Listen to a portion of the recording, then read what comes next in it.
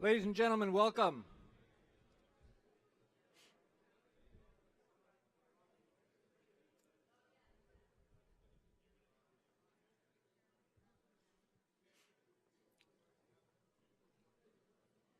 Those of you in the hall, there are still some seats.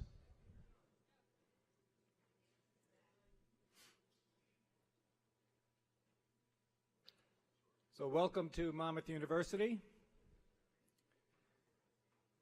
And to kick off the day's events, I'd like to introduce and bring to the podium the president of Monmouth University, Dr. Paul Brown, to give some opening remarks. And he was not on the Jersey coast a year ago, but he's learning what it meant to those of us that were. And so, President Brown.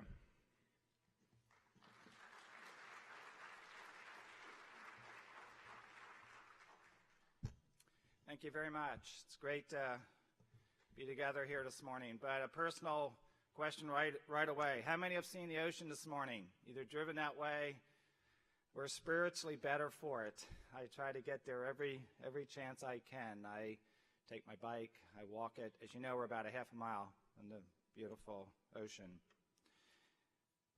Welcome. Welcome to Monmouth University. Admiral Allen, who's with us, had the luxury of having a conversation with him last evening at the Ocean Champions Dinner, made a pretty direct comment which said this planet is called Earth, but why isn't it called ocean? 70% of it's ocean. It was such an interesting concept. Why isn't it called ocean? And then that ocean, boy, the fury that it brought us 1 year ago, just today. I wasn't here. I am new. I wasn't here. Actually, I'm coming from the Lehigh Valley and Lehigh University, and even that 90, 100 miles inward, as here, the rain was minimal, but the wind was absolutely horrific. Homes destroyed, but absolutely nothing like here. And here we are 1 year later, and such a beautiful day. I hope we notice how beautiful the day is and how beautiful the ocean is. It's our world. It's our natural resources world. We are particularly pleased as a university to host this important conference on Superstorm Sandy anniversary. 1 year later, in partnership with the Union of Concerned Scientists, you see up here New Jersey Future, New Jersey Recovery Fund, and our many other distinguished partners that are listed in the program, and I surely hope you spend a moment to look at the listing of all those good organizations. As many of you also know, Monmouth University's Multi-Purpose Activity Center served as probably the largest evacuation center in the state in response to Superstorm Sandy. It was absolutely the right thing to do. Hope we do not have to do it again in the foreseeable future, but if we do, we embrace, celebrate serving the community. I'd rather you walked into MAC to attend a men's basketball game or a women's basketball game that's coming up. But absolutely it was important for us to have as that center an evacuation site. We think as a university we continue to help with the Superstorm relief effort. Earlier this month, there was a couple examples I could give. I had the luxury with a whole set of students to volunteer for Habitat for Humanity in Monmouth County in partnership with the Jimmy and Rosalind Carter Work Project. There we were at Union Beach with families standing there looking at some homes half-built, other ones not at all, but always thinking about the future. The students were just fantastic. These are students who got up at 5:30 in the morning to work their way to Union Beach. As we know, the typical student goes to sleep about 2:30, 3 in the morning, so it was a truly labor of love. I will also say it was probably one of the most inspiring things that I was able to participate in here, particularly to be able to speak to the families that live right there in Union Beach. When you get right down to families, it just brings it all home. Staying in with the family that had a baby. The baby was 13 months old. And just to think about how they were so excited about being back in their home, it was inspiring. Last Saturday, I go to our student center, and it's about 9 o'clock in the morning, and there are 450 Monmouth University students, basically the size of this room, 450 students ready to roll for community efforts. It's an event actually called The Big Event, and many of the organizations here have reached out to us and asked whether we would serve your organization and help during the day. There's a whole range of things, helping clean up gardens, helping work with debris in Deal Lake, up and down different beach locations, Red Cross activities, 450 Monmouth undergraduates. A little bit of a theme to my story. Also, 9 o'clock on a Saturday morning probably wasn't the ideal time that they were ready to roll on a Saturday morning, but without the person said, I would not like to be nowhere but here. And I did not have many good words to share because I was very inspired, and I just simply said, I am so proud of you as Monmouth University students. And I think they're just examples of what our students do. I'm proud of our faculty, university professors and students who have been conducting significant Superstorm Sandy research. You'll hear about many of the experts today that have been involved with the research. This includes, of course, Tony McDonald, who is the director of the Urban Coast Institute, Peter Reinhardt, who you just heard from, and we'll hear more today, of the Kislak Real Estate Institute, and Patrick Murray, who is the director of our Polling Institute. These organizations are just examples of institutes here at Monmouth that try to be very effective in terms of helping in this particular area and in a broader area, and most importantly, hopefully, are contributing to the societal challenges that we're all trying to address. As institute directors and their staff and their scholarship and their research, it's really fantastic, and they've been particularly effective in helping to organize this conference, and that's what's very satisfying to me. You'll also hear distinguished speakers in today's conference. We're honored to have Governor James Florio with us this morning. Governor Christine Todd Whitman is with us. They'll provide their expertise and insights on these topics. Please also know know that you are welcomed.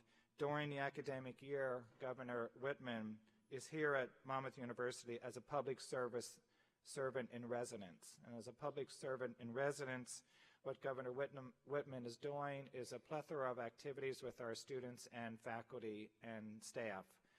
We have kicked these off with events. We recently had a wonderful event in Wilson Hall where Governor Whitman sat with our students and a few other people in the room, defined by about 250, to be able to share her experiences. And then, of course, congratulations to Admiral Allen, who just last evening received Monmouth University's National Champion of the Ocean Award at a wonderful gathering. You'll hear from the Admiral this morning. I had the opportunity to spend time last evening, as I indicated, with him. It was particularly interesting and inspiring to hear his thoughts related to the federal response during Hurricane Katrina. And of course, Hurricane Katrina and Superstorm Sandy have different characteristics, but there's some similar characteristics, and the parallels I think you'll find very interesting and informative. I'd just simply end where I started. An incredible thank you to the speakers, to the organizers of the event. It is a funny day in my mind, maybe in many of your minds too. It's an awkward day. It's a complex day. We think of celebrating the future. We think about moving forward. It's complex because we inevitably are thinking about individuals who are still grappling with the challenges. It's an awkward day in a little bit that we don't want to celebrate, but we don't want to have our head in the sand, no pun intended. Put all that together, and I think we learn from the situation. And I am just so proud that Monmouth University, in our way, can play a role to this dialogue. So enjoy the conference. I look forward to meeting as many of you as I can during the breaks and intermissions. Thank you very much for being with us.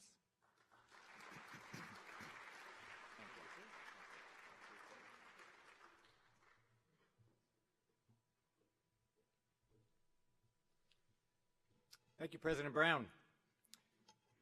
So this is the second conference on Sandy that Monmouth University has hosted. On December 7th of last year, just 6 weeks after Sandy struck her devastating blow to New Jersey, Monmouth University, along with New Jersey Future, held a conference to discuss Sandy and how New Jersey and the region would likely respond and what to expect. Our theme then was Rebuilding a Resilient Jersey Shore.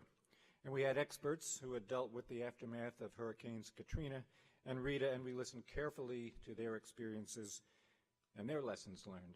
Now, on the first anniversary of Sandy, we come together again.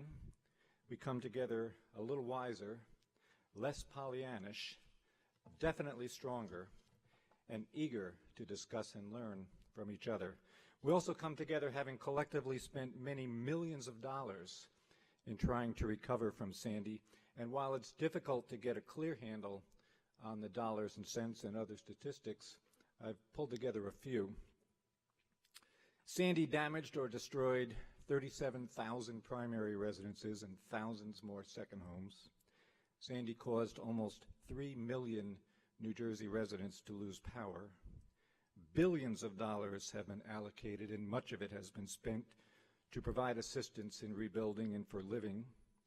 A recent Rutgers study just out last week says that New Jersey still has a gap of over $28 billion it needs to fill in order to meet the state's estimates for a full recovery from Sandy.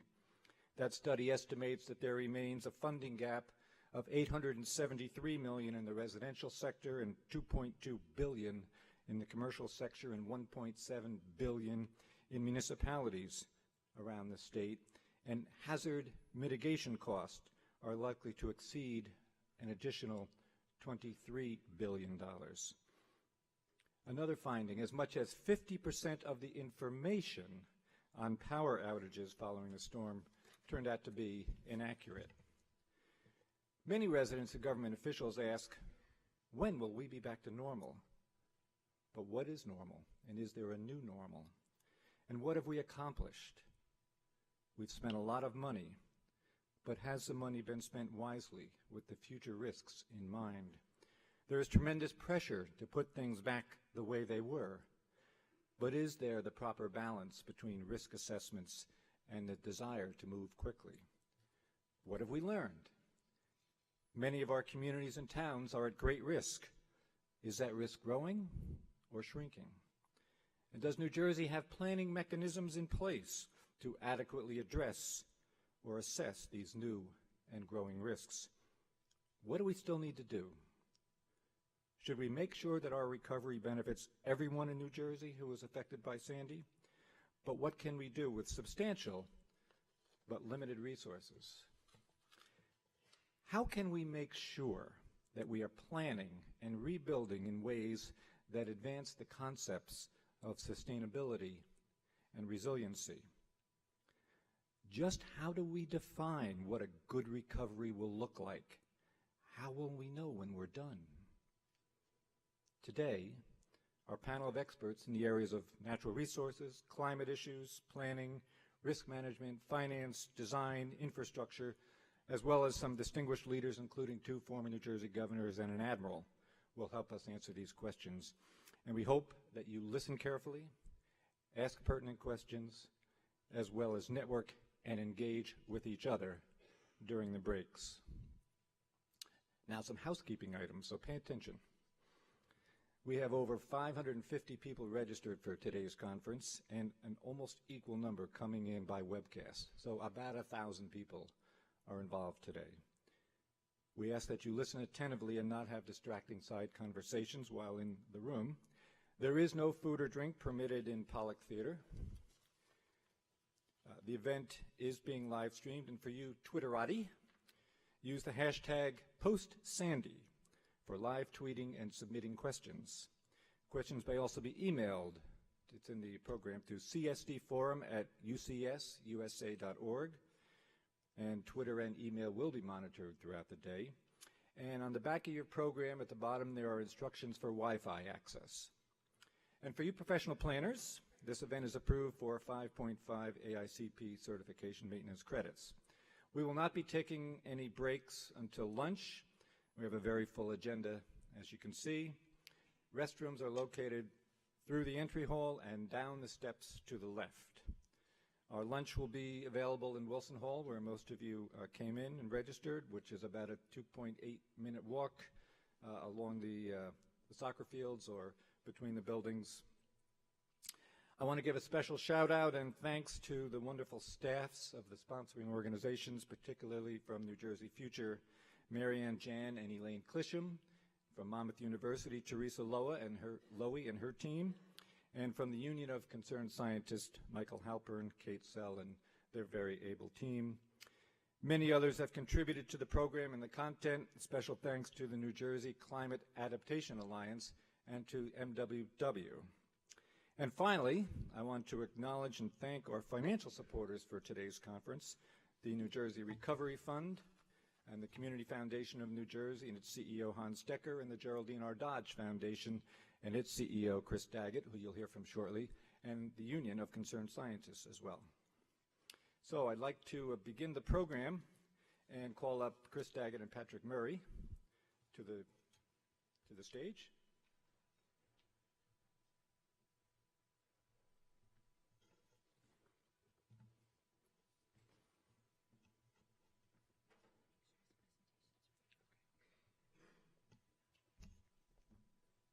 Gentlemen.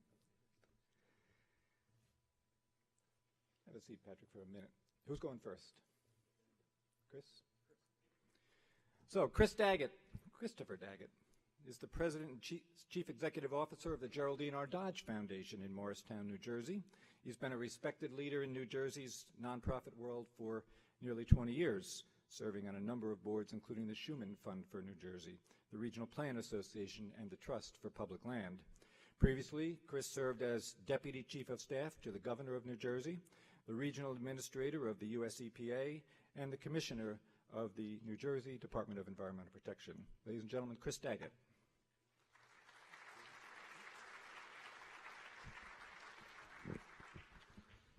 Thanks, Peter, and good morning, everybody. Peter told me earlier if we're all good today, or this morning, he'll turn the heat on for this afternoon session. It's cold in here, Peter. Oh, right. This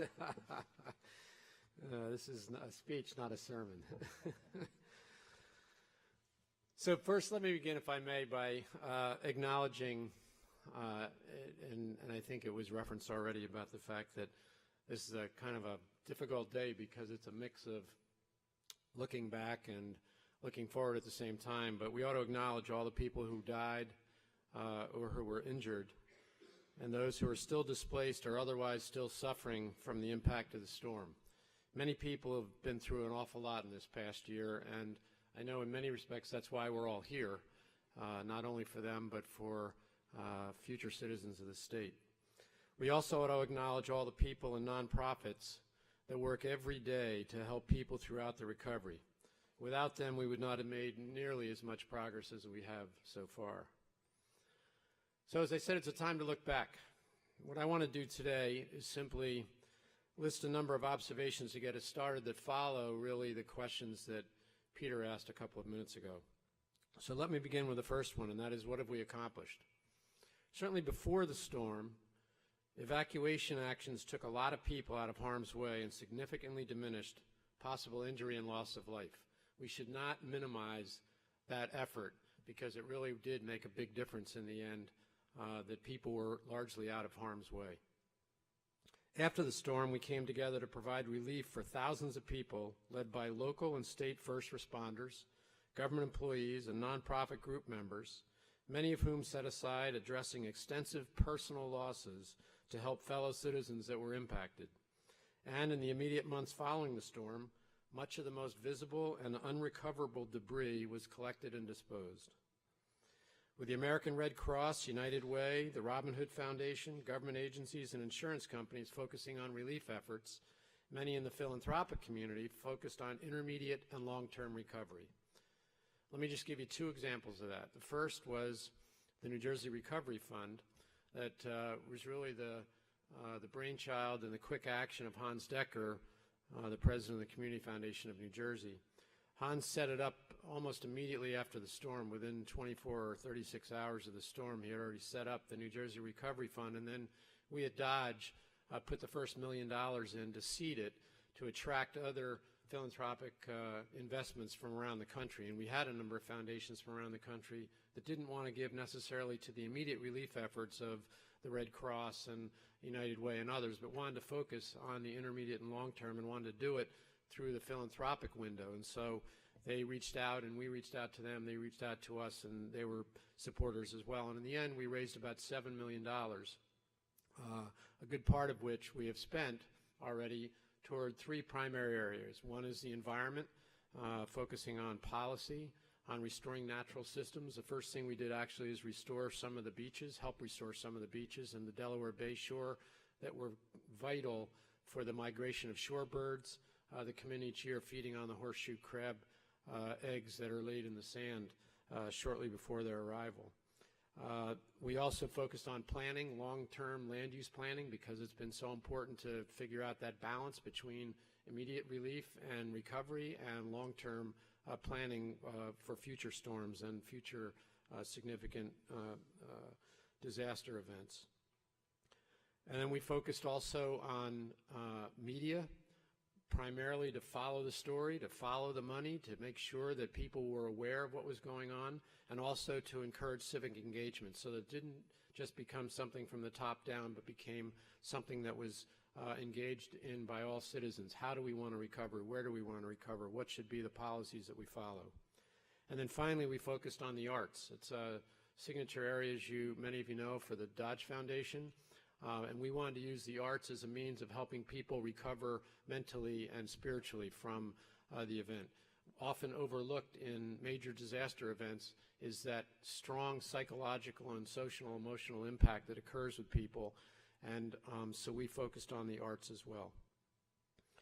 A second example is of the philanthropic work is the Rebuild by Design program. I don't know if many of you have followed it, but it's a collaboration between the U.S. Department of Housing and Urban Development and area foundations to support an international competition to design resiliency projects for neighborhoods, individual communities, groups of communities, and urban and coastal shorelines. Yesterday, the 10 selected teams presented their initial findings both in New York City and here in New Jersey, and possible projects for consideration. From the cursory review I was able to make so far, I can assure you that there will be a number of projects deserving careful consideration for full funding and implementation. The process is that they presented those projects in a very general way yesterday. They will be narrowed down that each of the 10 design teams will select one project through their own work, plus some help from a panel of jurors that will help them review them. And then finally, they will take those individual projects into a full-blown design, the results of which will be announced next spring in April at the Regional Assembly of the Regional Plan Association. So the bottom line is, overall, the progress has been made in restoring the lives of citizens and communities, but we have a long way to go despite the rosy picture being painted too many times in press releases from Trenton. In advance of today's first-year look-back, there have been a number of Sandy updates in the past week that have highlighted the slow pace of recovery and the disproportionate impact on middle and low-income homeowners and renters. There is indeed still much to be done. So what have we learned? Well, we've learned that many of our communities and towns are at great risk, either from their low-lying land base and or infrastructure that is old and in a state of disrepair or in need of upgrading, and that risk is getting greater as sea levels rise. Weather patterns are changing and the water is rising. We have a duty, indeed, I believe we have a moral obligation to accept this and to respond accordingly. Pressure to put things back the way they were is great, but that needs to be balanced with risk assessments, cost-benefit analyses, and reality checks. Too many communities don't have the planning capacity and mechanisms in place to adequately assess and address these new and growing risks. We need to acknowledge that. We need to help them develop that capacity, and where necessary, we need state assistance, not just federal assistance. The state needs to take more of a leadership role in working with communities on interjurisdictional land use issues. Little to virtually nothing has been done to date in this regard. We simply cannot use home rule and all the issues of home rule that New Jersey is famous for to stop us from taking a look at cross-boundary issues that are so important, because, as we saw, nature doesn't look at boundaries when it comes ashore in storm events. So what haven't we learned? Sometimes I think we ought to look at what we seem to not have picked up. We haven't quite figured out yet how to balance the individual needs and those of the community at large. There are many competing interests, and it's awfully difficult to make choices. But we can't shy away from these issues, or worse, ignore them. Seabright Rising is an example of how it might be able to be done. It was started by linking individuals to one another. You've got a problem, somebody else has a problem, there's similar problems, start working together. Don't just rely on government to come in and help you out. You got to start to figure out how you can team up with your neighbors and others to do things. Individuals became groups. Groups became the entire community, and the community is now looking into possible merger with another municipality. So all the problems haven't been resolved, but the big picture is being considered in Seabright as individual needs are also being addressed. Secondly, sometimes I'm not sure we realize that an ounce of prevention is worth a pound of cure. Short-term versus long-term decision-making will put more people and properties at risk and cost future generations billions of more dollars.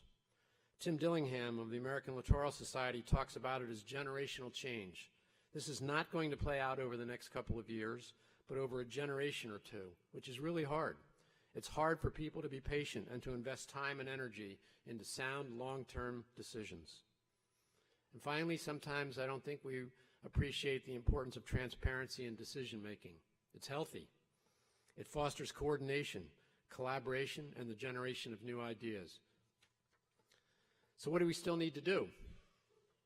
First, we need to make sure that our recovery benefits everyone in New Jersey who is affected.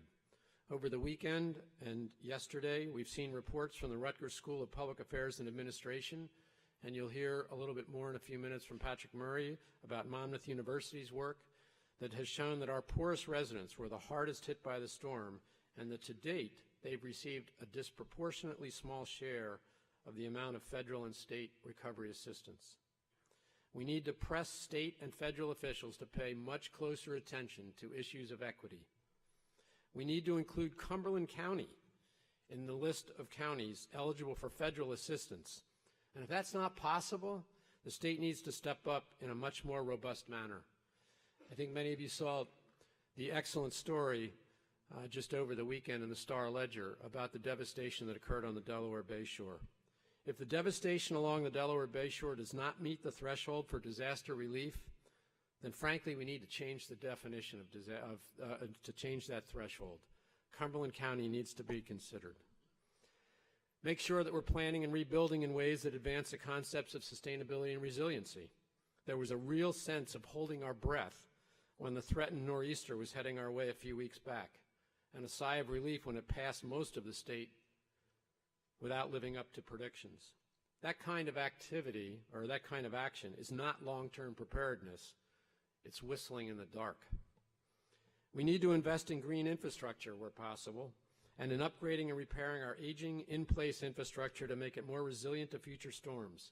We have avoided these investments for years and should use this recovery to make significant new progress. We need to consider a coastal commission. We need to revisit the work that was started by Tom Kane in that regard in the late 1980s. And if we can't get there, we need to at least encourage coordination and collaboration among municipalities. We just simply can't ignore the fact that development in one town can have impacts on neighboring towns. In short, we need to define and continuously advocate for what a good recovery would look like. There has been far too little attention paid to looking at the big picture issues of sustainability and resilience along the Jersey Shore, and in inland communities. What progress do we want to make over the next 3, 5, and 10 years? We need courage and patience to lead us through the changes that require us to think and act differently so that we don't find ourselves in harm's way all over again when, not if, but when the next storm hits. Otherwise, we're going to be faced with new and increased losses and the fair questioning by taxpayers across the country about who should pay for them. We need to inform and engage citizens in all aspects of the recovery. We need to support good local and statewide reporting of progress and the tracking of public expenditures, and we need to include citizens in the process of deciding how and where government money will be spent. The lack of transparency in decision-making to date has led to increased levels of frustration and anger as the unevenness of recovery is experienced by those most impacted by the storm. It's one thing to make available on the state's website information after decisions have been made. It's another thing altogether to involve citizens in the decision-making process. Democracy is designed to be participatory, not exclusive. We must redouble our efforts to provide mental health services to those in need. At the New Jersey Recovery Fund, as I mentioned earlier, we've chosen to do it through the arts. But we also need to provide more individualized counseling and assistance to those who need them. This is particularly true on days like today, as voices silenced by the trauma of the storm are stirred again by anniversary dates and other reminders of the event. So we've made progress in this first year, despite government bureaucracy, insurance company intransigence, and the slow release of federal aid. However, we could have done so much more if there had been a greater degree of inclusion and collaboration by state officials. With the help provided by federal funding, we have all that we need in New Jersey to complete this recovery. We have vast resources and talent ready, willing, and able to assist and to lead. We have strong academic institutions researching, testing, modeling, and teaching. We have nonprofit organizations and all that they do to support individuals and communities statewide from relief through recovery and beyond. We have philanthropic support to assist those efforts and to raise issues that government leaders are reluctant to address. And we have smart, dedicated public officials and citizens with new ideas and a willingness to work hard and to learn from others across the country and beyond who have disaster recovery experience. It's all here. We just have to take greater advantage of it. With yesterday's announcement of another $1.4 or $1.5 billion in CDBG or Community Development Block Grant funding, we have another opportunity to do that, to make people come together and to finish this recovery. Let's take advantage of it. We owe it to ourselves and to future New Jerseyans. Thanks very much.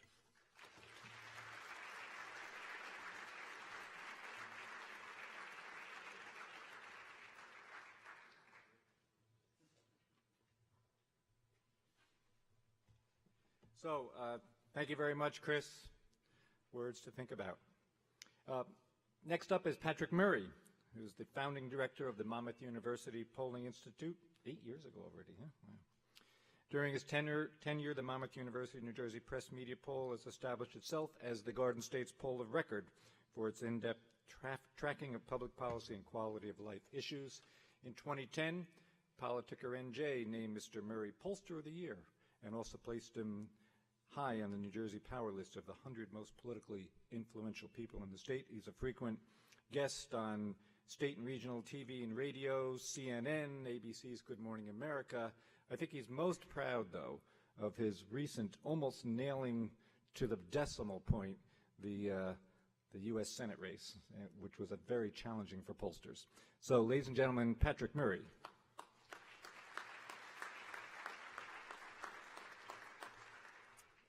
Thank you.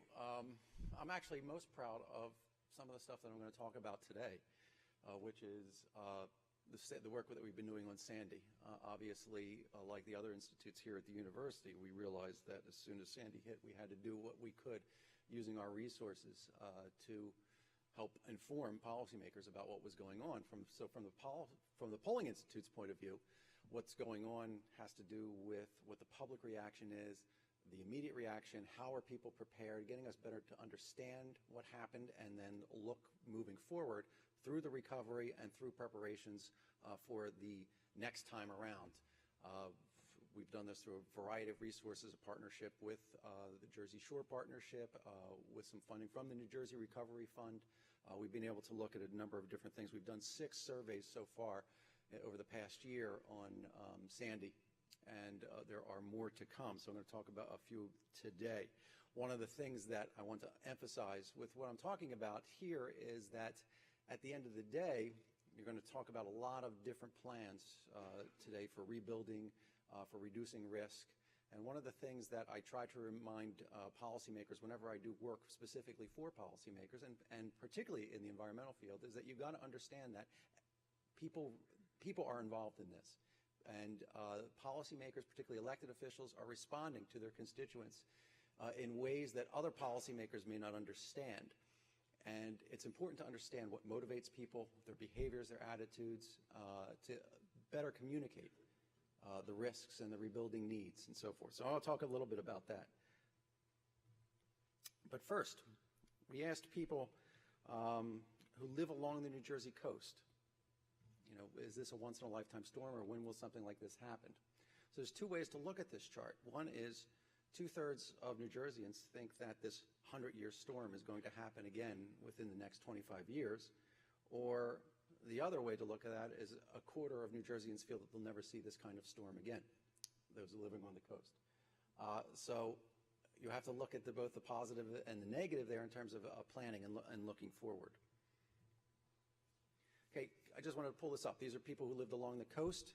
We find 34% of them reported evacuating before the storm hit. 7% tried to get out in the middle of the storm, and we heard those stories. What's important about that 34% number is that twice as many lived in an evacuation zone where there was a mandatory or advisory evacuation order, which meant only half of the people who lived in an evacuation zone actually evacuated before the storm hit. But that isn't what attracts people, unfortunately, or gets their attention. It becomes a storm like Sandy, and then you hear and look at the data that's been collected here, and unfortunately that tells you that even after being displaced from Sandy, people are still somewhat reluctant to take the kind of steps that I think deep down inside they know need to be taken.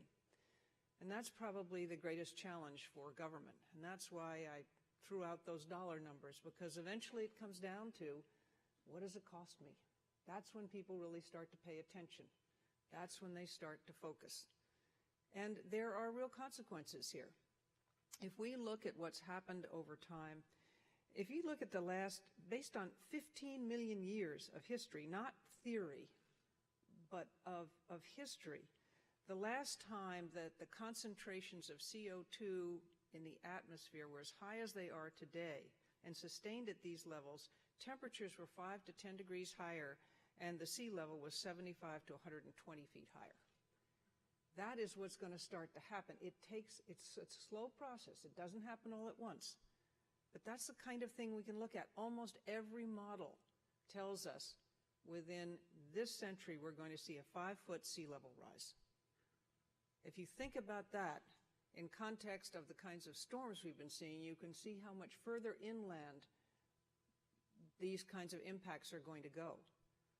And of course, for those of us that don't live anywhere near the shore, as I don't, we were still off the grid for 12 days. We lost half a barn roof and over 100 trees. And that was a 100-year storm. We're seeing 100-year storms happen now every 5 years. And still, we seem to be reluctant to take the steps. And it's the biggest challenge for government.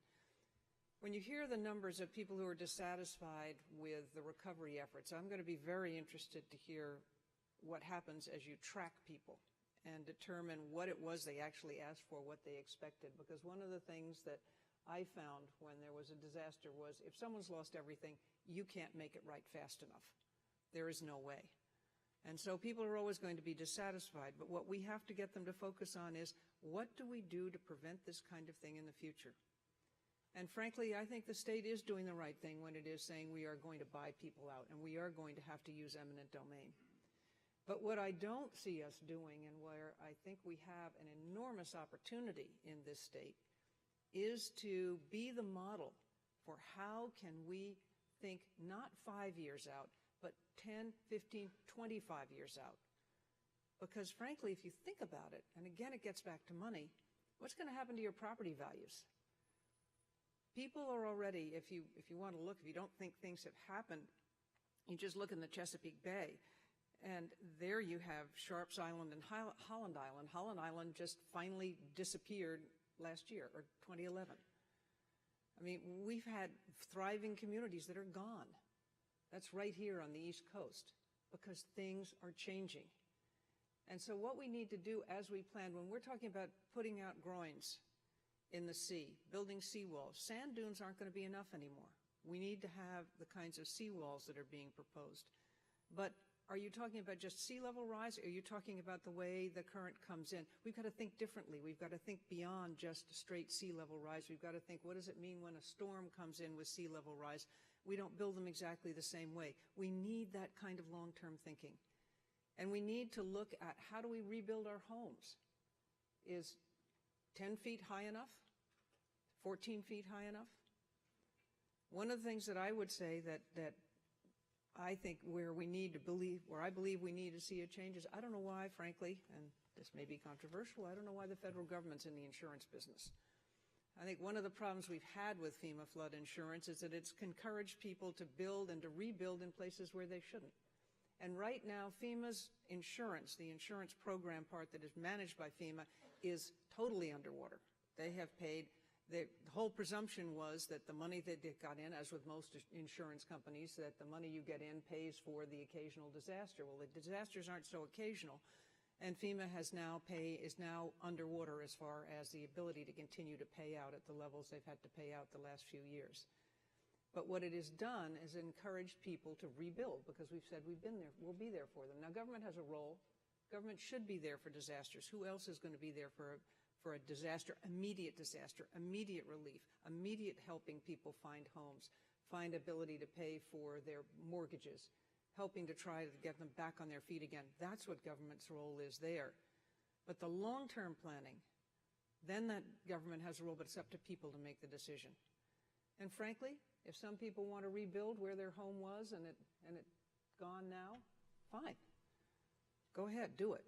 But we're not going to pay for you when it floods the next time. FEMA isn't going to bail you out when it happens the next time. And your insurance rates are going to go up. And if you're willing to pay them, God bless you. But on the other hand, if you are living in a community where you refuse to raise your house and that's what is determined as needed to protect that community, then government does have a role to come in and say, I'm sorry, we're not going to give you the permits to build unless you are going to do it. And that is an anathema, particularly here in New Jersey, where home rule is so sacrosanct. And as a country, we don't like big government telling us what to do, and I understand that. I'm not crazy about Big Brother. But there are times when government has got to be the one to say, you know what, if you don't build to the standard that we want, and your house gets washed away, guess where that debris goes? It may well go into your neighbor, and it may knock them out. And so you have a communal responsibility here. It's not just about you. These are not arbitrary standards, and that's where, to the point that Chris Daggett was getting and making, was that's where transparency comes in. We have got to have the broader discussion, which is what I hope is going to happen today, to outline why this is in the best interest of everyone, because frankly, I've found that people, when they have facts, make pretty darn good decisions. And they will understand if it's explained to them, this isn't about government being arbitrary, it's not people thinking, pulling things out of the sky. This is based on science, this is based on sound models, this is based on what's going to help protect you and protect your neighbor and give you something that you can pass on to your children and your children's children. One of the hardest things when you're in the environmental business, and particularly when you come from the regulatory side of it, is to ask people to change behavior or spend money on a problem they may not think exists or a solution they may never see. And yet that's our challenge today. We have got to make people think beyond the next 5 or 10 years. I hope that at the end of today there will be some very concrete, far-reaching thought processes that are going to have gone on and that will actually be reduced to paper that can be used to help the decision makers reach out to the public to get them engaged in the discussion as to why we need to think this way and what we need to do to really change the future, because that's what it's all about. So I'm looking forward to the rest of the discussion, and thank you all very much for being here.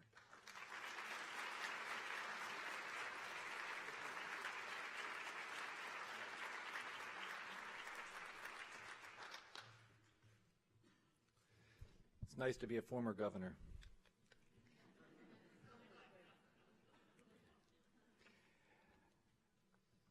It's an equally great honor to introduce another great citizen of the United States of America, and that's Admiral Thad Allen, retired Coast Guard Admiral. Currently, Admiral Allen is the Executive Vice President with Booz Allen and a leader in their departments of Justice and Homeland Security in the civil market. During his career in the Coast Guard, Admiral Allen served as its Chief of Staff and its 23rd Commandant. In 2005, during his tenure as Chief of Staff, he was designated the principal federal official for the U.S. government's response and recovery operations throughout the Gulf Coast region in the aftermath of Hurricanes Katrina and Rita. After Superstorm Sandy, New York Governor Andrew Cuomo appointed Mr. Allen to the New York State Respond Commission, tasked with finding ways to ensure that New York State is ready to respond to future weather-related disasters. In 2010, President Obama selected Admiral Allen to serve as the National Incident Commander for the unified response to the Deepwater Horizon oil spill in the Gulf of Mexico. We're very honored to have Admiral Allen. Please join us.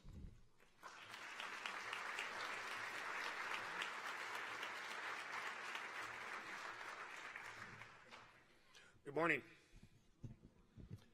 Thanks for having me here. Let me congratulate Monmouth University and everybody that's in attendance today for something that I very rarely say in large groupings. You're to be congratulated on the pragmatism, the common sense, and the realism you're bringing to this conversation this morning, and I really appreciate it. And Governor Whitman, I was telling somebody earlier, Mark Twain once said, always tell the truth, it'll gratify most and astound the rest. Thank you. I was named the principal federal official for the response in Hurricane Katrina about 7 days after the storm came ashore, after the breakdown of law and order at the Superdome in the Convention Center.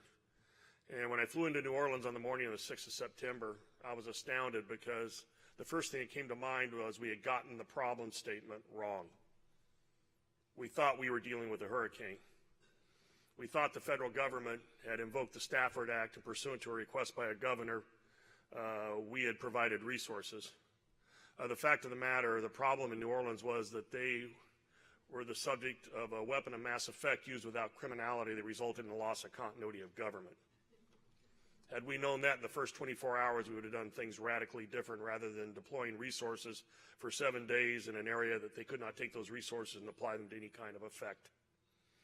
And what had happened was they lost elements of civil society and command and control that allow for effective government. But there was leadership standing. And our Constitution says that all powers not granted to the federal government are reserved to the states, and natural disasters are a local responsibility until the resources and the capabilities are exceeded. We have a hard time defining what that line is and determining that point. And I think sometimes it's changing. I think the social contract gets renegotiated every time we have a major event.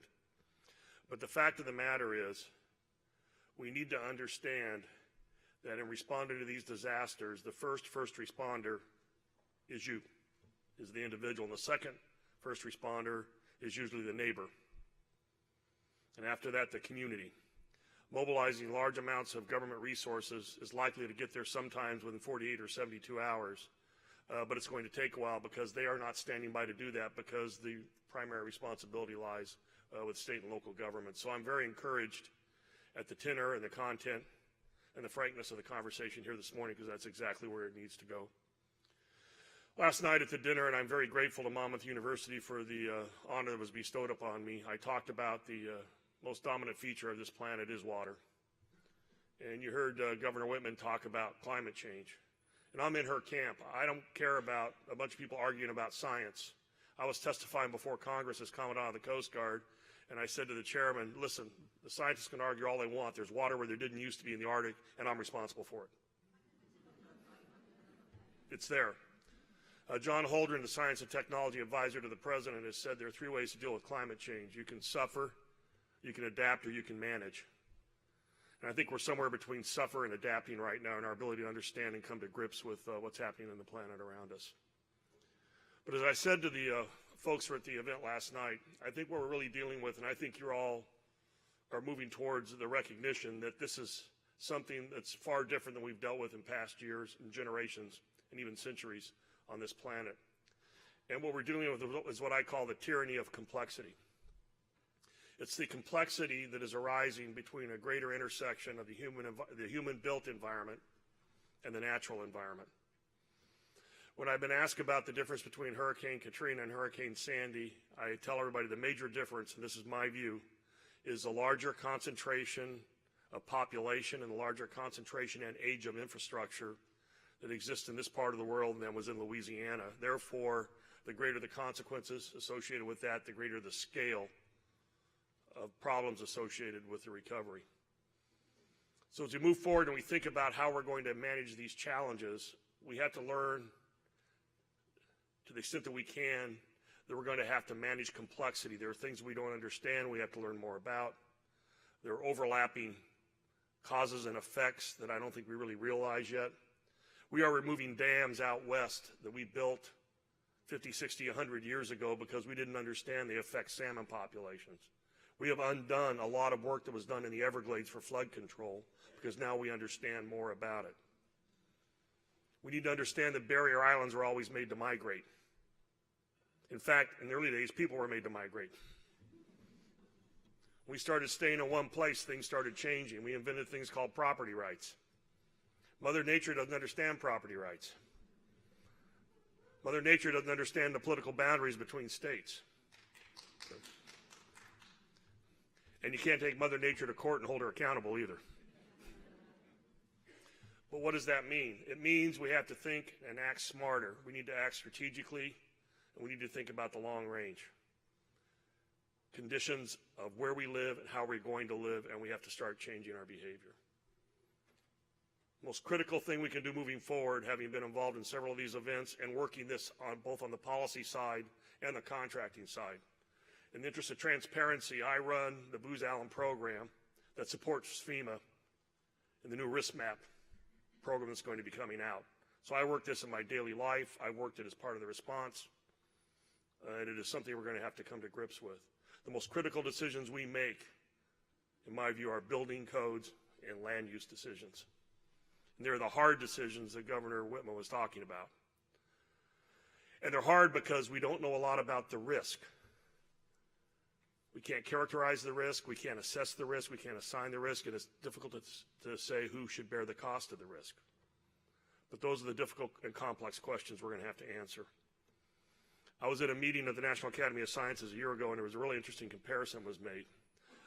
We can assess the risk associated with operating an automobile down to 5 decimal places based on actuarial data by the Insurance Institute of Highway Safety. We can do crash tests, and we can price insurance to an infinitesimal degree and competitive between the insurance companies. Houses, structures, and infrastructure do not carry VIN numbers. They're not a Toyota where one size and you know what's going on. And what we need to understand is when we're creating and building infrastructure, how to characterize the risk associated with that, and when we're rebuilding infrastructure, to think about mitigation and having a whole new way to think about resiliency. When I think about resiliency, and the most common metaphor I use is the human immune system. If you get sick, you have a virus or a bacteria, to the extent that you have an immune system that is healthy, you will get through that quicker and recover and get on with the rest of your life. We need to think about resiliency in terms of the immune system we build into our human capital, our governing structures, the way we govern, the way we build buildings, and the way we think about our environment. That's going to lead us to some hard choices, and it may be choices that are unpalatable to some, as Governor Whitman said. There are some places in this country and on this planet that were not made for continual human habitation. The lower Mississippi River has been rebuilt more times than I can remember south of New Orleans. There have been homes down there and other places in the country that have been built and got rebuilt at government expense 3, 4, sometimes 5 times. We should learn from these experiences. We should make smart choices moving ahead. And one of the things I think is very, very noteworthy here today is your willingness to have that discussion and carry that discussion forward today. I am pleased to be part of this because I have not been many places where the discussion has been that frank and that honest, and I think you're headed absolutely in the right direction. I think one thing you need to understand moving forward is that there is no complex problem, program, crisis, or event that we're going to deal with in the future that will be at the purview of one particular agency, entity, or private sector company to solve.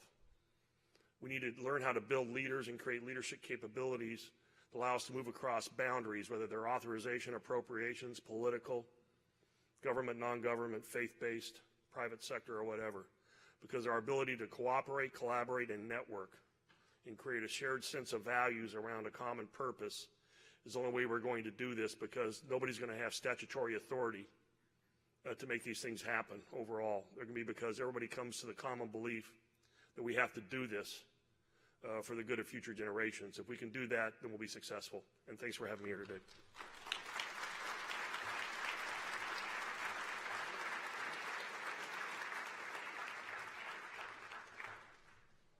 We're going to have some questions. Who has questions for me? Here we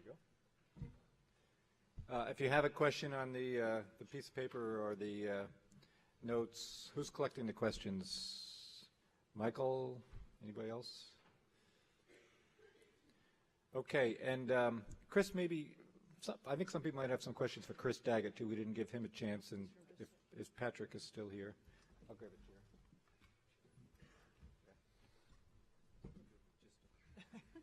Do everything.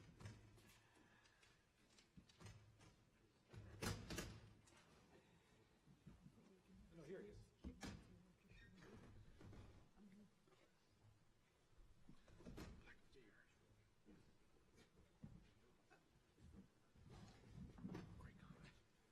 Patrick volunteered to place his own chair as well. So the first question came email this morning. And I guess you can all hear this and figure it out. The question is, why aren't we pursuing a more stringent and resilient building and energy code to reduce carbon emissions? So, Governor, that was probably in your wheelhouse in EPA. I know you have a little experience with that I think subject. probably the simplest answer to that is there's not a general agreement right now in this country that we need to lessen carbon emissions. We still are fighting this battle. Is it real? Do we care? The way I come out on the answer is absolutely yes, but we don't have a national energy policy. And without that, it's going to be very hard to get people to think that you need to take those kinds of things into consideration when you're building or rebuilding for the future. Suffice it to say that right now you could put, well, our daughter just did it. They built a house that's a LEED Gold house that is very environmentally sensitive, but much less on a per square foot basis than a stick-built house, because it's a modular, and it was done in a way that makes it sensible. You can do it, and you can do these kinds of things affordably, but until people accept that this is a problem, but carbon is something out there. You know, it's something big, it's something spewed out every day. We don't know really what difference it makes, and we don't know how we individually can control it, and we're not going to get. Government responds to the public. They respond to their constituents, and until we start to tell people we care about these issues and we start to tell them that this makes a difference on how we vote and who we support, we're going to find it's difficult to get government to plan in that way. Anybody else want to weigh in on this one? Chris? No? Admiral? No? Associate myself with her remarks. Chris, nothing from you? Okay. Here's a question for Admiral Allen. How do you balance the need to harden with the flexibility necessary for resilience in the post-9/11 America? Well, first of all, you can't achieve 100% security or 100% protection. What you have to do is you have to have a realistic assessment of risk and what risk you need to manage. I get asked all the time, for example, is it safe to drill in the Gulf? And my answer is it's not the right question. There is no risk-free way to extract hydrocarbons from the earth. The real question is what's an acceptable level of risk to offset the fact that we need to have these hydrocarbons at least for the next 30 years until we come up with alternate renewable energy. When you move to public safety, whether it's an act of terrorism or hardening infrastructure or even looking at the southwest border, I think what you have to say is what is the most consequential and likely thing that's going to happen? How do you want to manage that risk? And what is an acceptable level of risk in return for the activity that you're carrying out? So if you need access to a particular area and you have to build a bridge or something, what is the acceptable level of risk you're willing to accept to create that transportation link? And then how do you want to mitigate the risk of future damage and create that resiliency in how you actually build the structure? Thank you. Anybody else on that one? Okay, move on. This question comes via Twitter. How do we incorporate the costs of resiliency and recovery into land prices? How do we incorporate the cost of resiliency and recovery into land prices? Anybody? Well, I'd venture a quick answer, but I think Chris is probably the better one to do this, but I'd say it's going to happen on its own. Land value is going to be reflective of demand, and demand is going to be reflective of what people perceive as being a place they want to be and a place that'll be there for the future. But Chris, you're the... Yeah, that's a tricky question because we're seeing now, I don't know if any of you saw in the last day or so, there's been some reports about values of properties that have been devastated are actually going up. And the reason they're going up is that the people who can't afford them having to sell because they don't have insurance or they otherwise just don't have the kind of money necessary to deal with the demolition costs and the rebuilding. So they're selling at the moment at a lower cost, but the person who buys and builds a bigger house higher up, which means the value of that house is going to be a lot higher. So it's more resilient, and that's what part of the argument is that raises the price. I agree with the governor that in the end it's going to be market forces that largely do it until we get the wherewithal and the courage in government and as groups of citizens to say, wait a second, where should we be building and how should we be building overall? And in some areas maybe we shouldn't be building at all, and we ought to step in and say, yeah, maybe we have to compensate people for the loss of land if that's what it takes, but maybe we ought to just raise the buildings and let things restore to a natural setting, much like we're trying to do in places like Sayreville, in sections of Sayreville, and you'll see also in Moonachie and Little Ferry and other areas like that. Yeah, and I would just add it's the intersection of the land and what's built on it. This gets back to the intersection of the natural and the built environment and what is the best way to do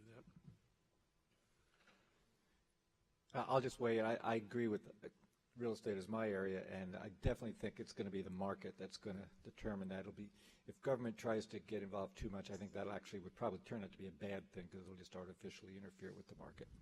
Next question, or actually I want to remind those of you who are not in the room that the hashtag is #PostSandy, and the email is csdforum@ucsusa.org. Next question. Given the comments, can you speak to the fact that there is no current reexamination of coastal land use policy, which contributes to damage and risk? Well, I think there's two questions here. Can you speak to the fact that there is no current reexamination of coastal land use policy, and if so, why not, or is it a good idea, I guess is the question. Chris, well, I know you I mentioned gather that the new FEMA money, or the new federal money, relief money, the $1.5 billion that's coming into the state is actually going to require using climate models to determine standards and what can be rebuilt and where. And that's the first time we've seen that required, and that's interesting given that you just had in the state of North Carolina, fortunately it was voted down, but they had a bill in that would have legally precluded the ability of any planning body to take into account climate models on sea level rise for building standards. Yeah, I would add to that I think this is highlighting the difficulty of making decisions between the individual homeowners who are devastated, don't either have in some cases still don't have a place to live, and need to have their individual properties taken care of, and balancing that with what does the community as a whole need to do with respect to resilience and sustainability over time. And in some cases, in too many cases, the local governments don't even have the capacity to address those kinds of planning questions to the degree that they might wish they could. So as Governor Whitman said earlier, in the end, people act or governments act because people press them to, and at the moment there's not enough people pressing government to take into account those issues. Next question. Barrier islands are one thing. What do we do about urban areas like Hoboken or Keansburg that are affected by flooding because you can't raise brownstones? In those cases, you're probably going to have to do a lot of hardening. Hardening is going to have to be done in those areas because much as we may like to restore some of those areas or otherwise address the problem, you're not going to raise a brownstone or an apartment building 10 feet off the ground. You're going to have to harden the shoreline and figure out how you couple that. And in Hoboken, it's an interesting example because there is effectively a green belt. I don't know if you could quite call it a green belt, but water came in Hoboken, both in the northern edge of the city and the southern edge of the city, and then wrapped around behind the city and got caught. And a lot of people that got flooded were actually not next to the shoreline. And so you're going to have to figure out how both to harden the shoreline, prevent some of that water coming in, but also to develop some of the kinds of green and softening areas in that green belt, if you will, that will capture rainwater and maybe deal with it in a better way than now occurs when it all just keeps rising and then ultimately floods the area. That I think you'll see in this Rebuild by Design. There'll be some very interesting projects addressing questions like that. Yeah, I'm sorry, go ahead. If you're going to make a decision, there's enough value in the property or what is located there that it needs to be saved, then it needs to be a very overt, open, transparent public policy decision that is fully costed out so the public's informed on how you're going about doing that. If you look at the countries of the Netherlands and Belgium, these are countries that lie below sea level to a great extent. They have a very robust levee and dike system, but that is part of a national decision that has been made and invested in, and it's been done transparently. And I was just going to mention the Netherlands and what they're doing, and they're a good model to look to because they do have, I mean, they've been there for centuries. Right. They have old buildings, and that they're doing things to protect them, and they will, and they've done a good job in the past. If I can make one other comment, it relates to the back door, as I would call it. There was flooding in the lower Ninth Ward outside New Orleans as it relates to a levee failure. Most of the flooding in New Orleans proper was not a result of levee failures. It was water being forced up into Lake Pontchartrain, then entered the city through drainage canals that were used to pump water out of the city. Those canals were not hardened to levee strength, and the walls collapsed, and the city was flooded from the rear. So when you're looking at how to assess hardening, what you really need to look is the overall holistic protection of that particular area and what it's going to take to do it. And one more point on that, it also underscores that we need to create, in many respects in this country, some of the culture, if you will, of water and understanding water that exists in the Netherlands. They have lived with it for a long time and are so far ahead of virtually every place else in the world. And in particular this country, we've got to think of our shorelines the way the Dutch think about their shorelines if we're going to ever get on top of these issues. And the largest concentrations of levees in this country is not Louisiana, it's in and around Sacramento. Sacramento, California. Right. And Governor Whitman, I know when you were governor, you sent Jane Kenny and others to the Netherlands. We sent a group over, but I will confess, we made a big effort on planning. I sent a group over to the Netherlands of the cabinet, and we tried to break down as many silos as we could to get people to do long-range planning and do it together in a comprehensive way that understood that roads and bridges affected housing, affected the environment, everything was inclusive, but we weren't looking at climate change. That was This something overall that- notion of water management, I think, is going to take on a new meaning. I don't know everybody wants their kid to be involved in computers and cybersecurity right now. I would encourage my grandchildren to become water engineers. I would second that, because water is, to me, is the number one environmental issue facing the 21st century. Water quantity and quality, not just in this country, but around the world, and it affects it's not just storm damage, it's also what it means to deployment of our troops. It's a national security issue. The good admiral, as he said, may have to do a lot more patrolling up there when the Bering Straits open up, and who has the rights to the oil that they think is under there, much less how do we respond when there are disasters in sub-Saharan Africa because of the fact that people are starving and we're having people displaced, and once you get populations displaced, you have government destabilization, and we often respond when there are those kinds of things. There are a host of issues that are going to come at us from the issue around the issue of water. I'm going to interrupt the stream of questions because one just came in that I think ties in nicely, and this will let you think globally. The question is, given the way our society and the world's nations govern, and given that sustainability is a global issue, can you imagine a global governance model that we might move to in the future to create long-term equity, prosperity, and environmental resource stewardship? In a word, no.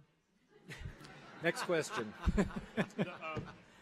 Regional models, perhaps, but I don't think we're going to see another a Kyoto-like approach. It just is, right now, at least for the foreseeable future, is too difficult. It would be more regional agreements.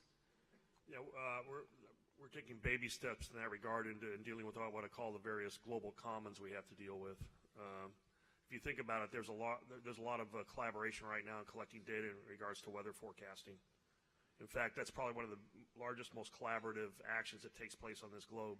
We provide weather information to people that hate us, and we get weather information from people that hate us. It all goes into forecasting, and there's a system out there that works. That's because there's a commonly held set of values that it's to everybody's best interest to collaborate and share. That has yet to be built. Interesting. Patrick, question from Twitter. Did polling reveal a split between people satisfied and unsatisfied because they were allowed to rebuild? No, it was kind of interesting, is that whether they got into the house, whether they just had to repair it, whether they were required to totally rebuild it and have it torn down, we looked at all those things, and there really wasn't a difference in terms of their satisfaction with the way things were going in the recovery. Kind of fascinating. Okay. Next question. New Jersey has backed out of regional cooperation efforts like the Regional Greenhouse and the Arc Tunnel. How can New Jersey and neighboring states cooperate to solve problems that have no resolution at the state level? Well, the how's pretty easy. We start to do it. I mean, seriously, the governor had his reasons for withdrawing from RGGI. I, as a believer in climate change and recognizing Mother Nature really could care less about geopolitical boundaries, I think it's important that we do those kinds of things. We did some of that when I was governor. Actually, we had one agreement with France, which the State Department didn't like much. We weren't supposed to do international treaties. I thought it was short-sighted of them because their environmental standards were as good as ours, and so why couldn't we be mutually appreciative of that fact? But we're going to see more of that, and there's now actually a discussion. There has been a discussion in the legislature of taking another look at RGGI, and maybe we should go back into it. It's obviously it comes down to dollars and cents, and again, it's that argument and that difficulty of getting people to understand that. Well, it's two phases. It's getting people to be willing to pay more or change behavior for a problem they may not really see or believe is real. And it's getting people to understand also that individual behavior has a cumulative impact, and that together we really can make a difference if we work together with these other states, and that, oh, by the way, if we were to reduce our carbon footprint, irrespective of climate change. Let's just get away from climate change. The World Health Organization had a stunning, in quotes from me, revelation last week in a study that bad air quality affects human health. We've kind of known about that for a long time. I didn't think we needed a big study to say it. But seriously, if for no other reason than what's emitted when we are emitting pollutants, when we are getting our fossil fuel to help us enjoy our everyday lives, that's having an impact on human health and quality of life. If we don't understand that, we do understand it. We do know it, and we should be willing to take steps to address it because it's very clear. Whether you believe in climate change or not, it's a good thing to try to reduce those emissions because that's good for human health. Okay. This question was addressed to Governor Whitman, but I'm also going to ask Patrick if you can dig into the recesses of your memory. And it deals with home rule. And it's, do you see any practical steps that could be taken to discourage the home rule provincialism in this area? And Patrick, I'll ask you if, I know you've polled on that in the past, so maybe you can chime in as well. Yeah, from the polling perspective, in terms of people's willingness to even consider giving up some home rule if they saw better planning, it was less about better planning, more about saving money on their taxes. There was a window that opened up in 2006. We saw a slight movement in the numbers that we have been tracking, and I've been tracking for years, on the public's willingness to consider, and this was just to consider giving up some home rule. But it was all about seeing a bottom line difference in their tax bills more than anything else than delivery of services. That window closed, though, or at least shut somewhat. I mean, it could potentially open up again. There was some leadership issues back then that opened that window. There was a special session of the legislature, if you recall, and that was kind of pushing people to think that maybe there will be some big change, and then we'd be willing to give up some home rule in order to see those changes happen. But there's a level of distrust of government at all levels, but less so at the local level, that people say, look, at the end of the day, I'd rather not give up my home rule because I don't believe that things would get better. We've had stutter starts of this forever. I mean, back when I was a freeholder in the 1980s and early 90s, there was the Morris 2000, where Morris and Somerset counties, so communities were getting together to recognize again that what a development in Morris County, depending on where you were on the highway, could have an impact in Somerset County because of the road and traffic and those sorts of things. So you did see some planning there. You have the Regional Plan Association that is constantly trying to encourage our communities to work together. We, when I was governor, tried more the carrot approach of getting communities to share services. And what was boggling to my mind was the only group that actually agreed to give up some of their home rule was, I think it was 4 fire companies in Essex County that agreed to merge. I mean, they're all unionized, so they were the last group that I would have thought would have said, right, we will in fact merge our departments together, which they did, and they've saved the taxpayers innumerable amounts of money. This governor is using a more stick approach to try to get communities to be willing to, not to be willing to, but to give up some of the home rule, because the frustration always from governor's perspectives is you get blamed for property tax, but you don't level the property tax, you don't raise it, you don't spend it. That's at the community level, and people will complain about it, and you say, okay, but you live on East Main Street, and there's a firehouse next to you, and down 3 blocks on West Main Street in the other municipality, which is just down the block, is another firehouse. But you will not merge because everybody wants to see their own town's name on that fire truck or that police truck. And again, it gets back, the thing that will motivate people is money, but frankly, it hasn't been as much of a motivation as I would have thought. Chris? Let me just add that contrary to popular opinion, we have 4 very good examples of regional planning in New Jersey. The Pinelands, the Meadowlands, the Great Swamp, and the Highlands. And there are flaws, been some issues with it over time, but on the whole, they've added to property values, they have controlled development, they have preserved preserved open space. They've done a lot of good things. What it takes, leadership. We need people to step up and lead and do the things that have to be done to force the issue sometimes. And if you don't force the issue, it won't happen in my mind, because home rule is something that is ingrained in people for whatever series of reasons, but we need the leadership to do it again on the coastline. And if it, as I said earlier, If we can't get a coastal commission, we need to do things that force people to look across borders and work together to solve these problems. Let me one more thing about this is that back in 2009 with the Urban Coast Institute, we did a coastal survey from Long Island down to Virginia Beach. So 5 states were involved, coastal residents. And so it's not just a New Jersey issue. One of the things that we looked at was what were their highest priorities? What were residents' priorities for promoting resiliency in their own communities? And we saw huge regional differences in the emphasis that they wanted to see their local governments pay attention to, which the local governments probably did, which meant that other things were less important, but they were important to people on other parts of the coast who were then affected by the fact that the other part of the coast wasn't paying attention to that because of how interrelated it is. So this is not just a New Jersey home rule issue. This is really a larger regional issue. You know, one of the wonderful things is there's so many different ways to approach these issues. Chris mentioned early on about the recovery that was going on and the impact on the horseshoe crabs.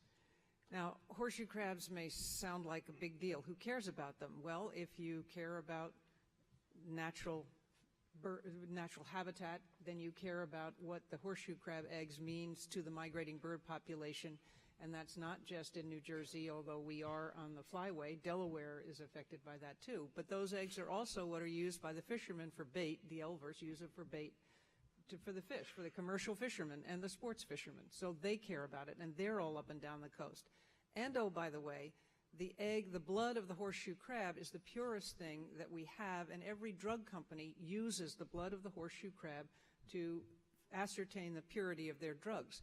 I mean, the interrelationship, the way we are all affected by what's going on in the natural world is there are all different ways to talk to people to say, you know what, it does matter to you what happens to the horseshoe crab. You may not think so, but if you take any drug, it matters to you. If you live on the shore, if you like to fish, there are many different ways that we can appeal to people to try to get them to think beyond just their small everyday challenges. Admiral Allen mentioned, seawalls and dunes and not being enough. This question is related to that.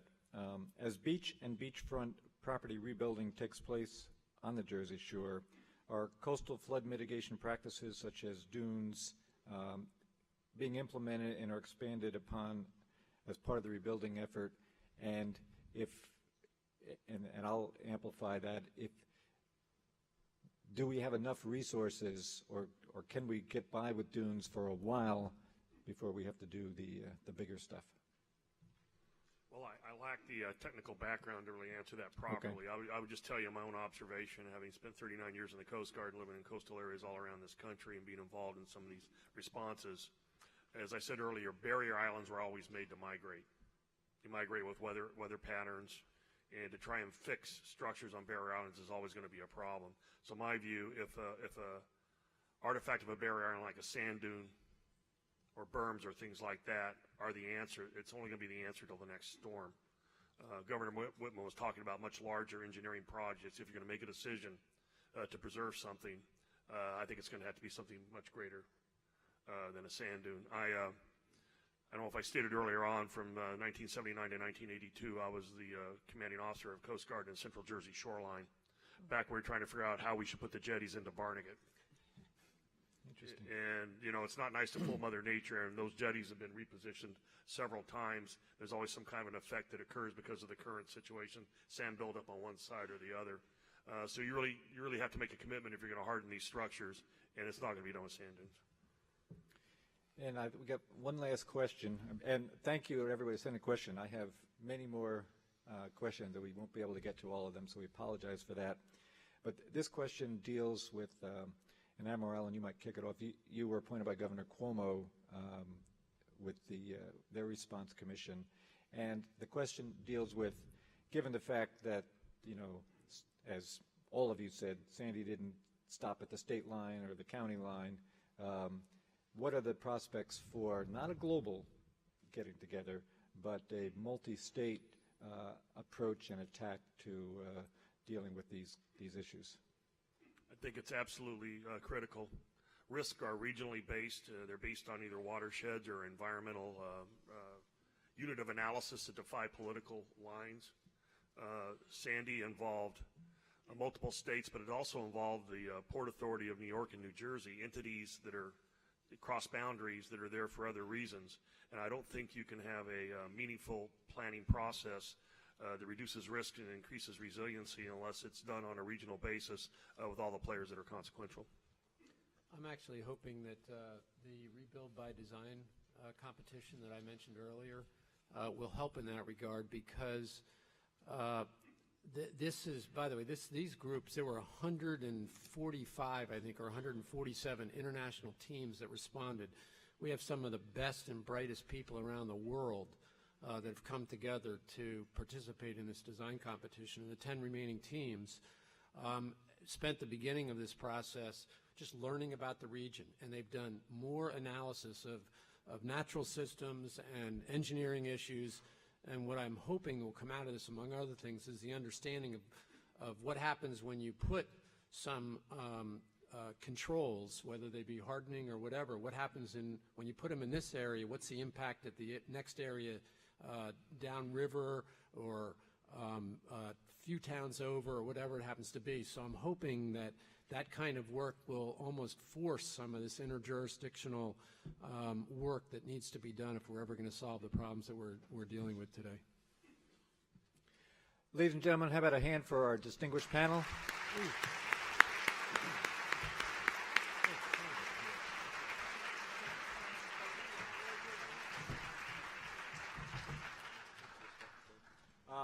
Andy Rosenberg and the next panel can take the stage, please.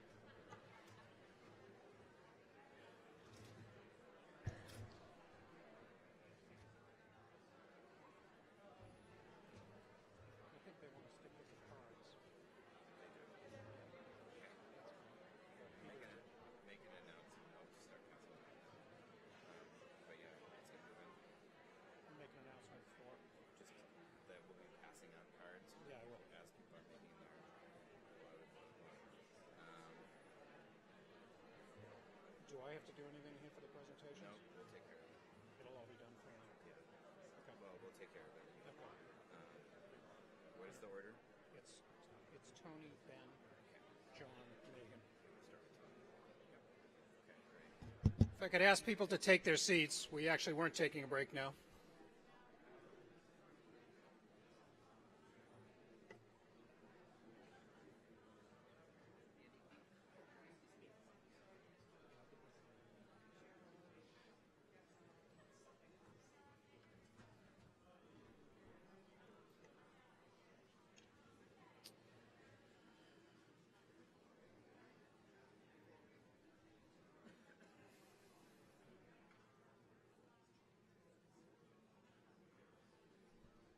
Thank you all.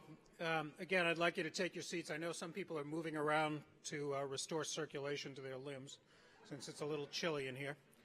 But if you could sit down or stand in the back, shifting to generate warmth, that would be fine. I'm Andy Rosenberg. I'm the director of the Center for Science and Democracy at the Union of Concerned Scientists, which is a rather long title. Union of Concerned Scientists It's an organization that's been around for more than 40 years, working on a range of issues related to national security, environmental concerns, public health, energy policy, and the like. My program, the Center for Science and Democracy, was formed a little over a year ago, really with a mission to advance the role of science in public policy. And this event is part of a series of public forums that we are running called the Lewis M. Branscombe Science and Democracy Forums with our partners from Monmouth University and New Jersey Future.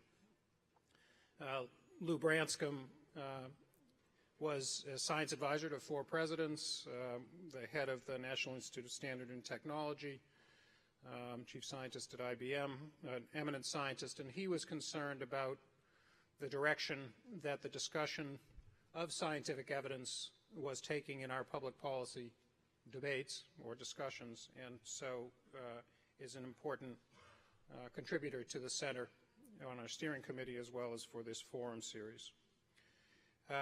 And actually, Governor Whitman said a very nice line that I think captures what we are about. She said, when people have the facts, they make pretty good decisions. And our goal is to bring scientific evidence into the public policy debate, not as the sole determinant of the societal choices we need to make, but as an important grounding for those societal choices. This panel today is focused on assessing the risks that coastal communities in New Jersey and indeed everywhere are facing from the effects of climate change, including rising sea level, severe storms, changing weather patterns generally. Now, for scientists, risk is defined, the word risk has been used probably more than any other word in the first panel this morning by our keynote speakers and in the questions. But it's defined by scientists as the chance that a particular event will occur, such as a storm of a given strength or floods, sea level rising a particular level, times the consequences or losses that will be due to that event.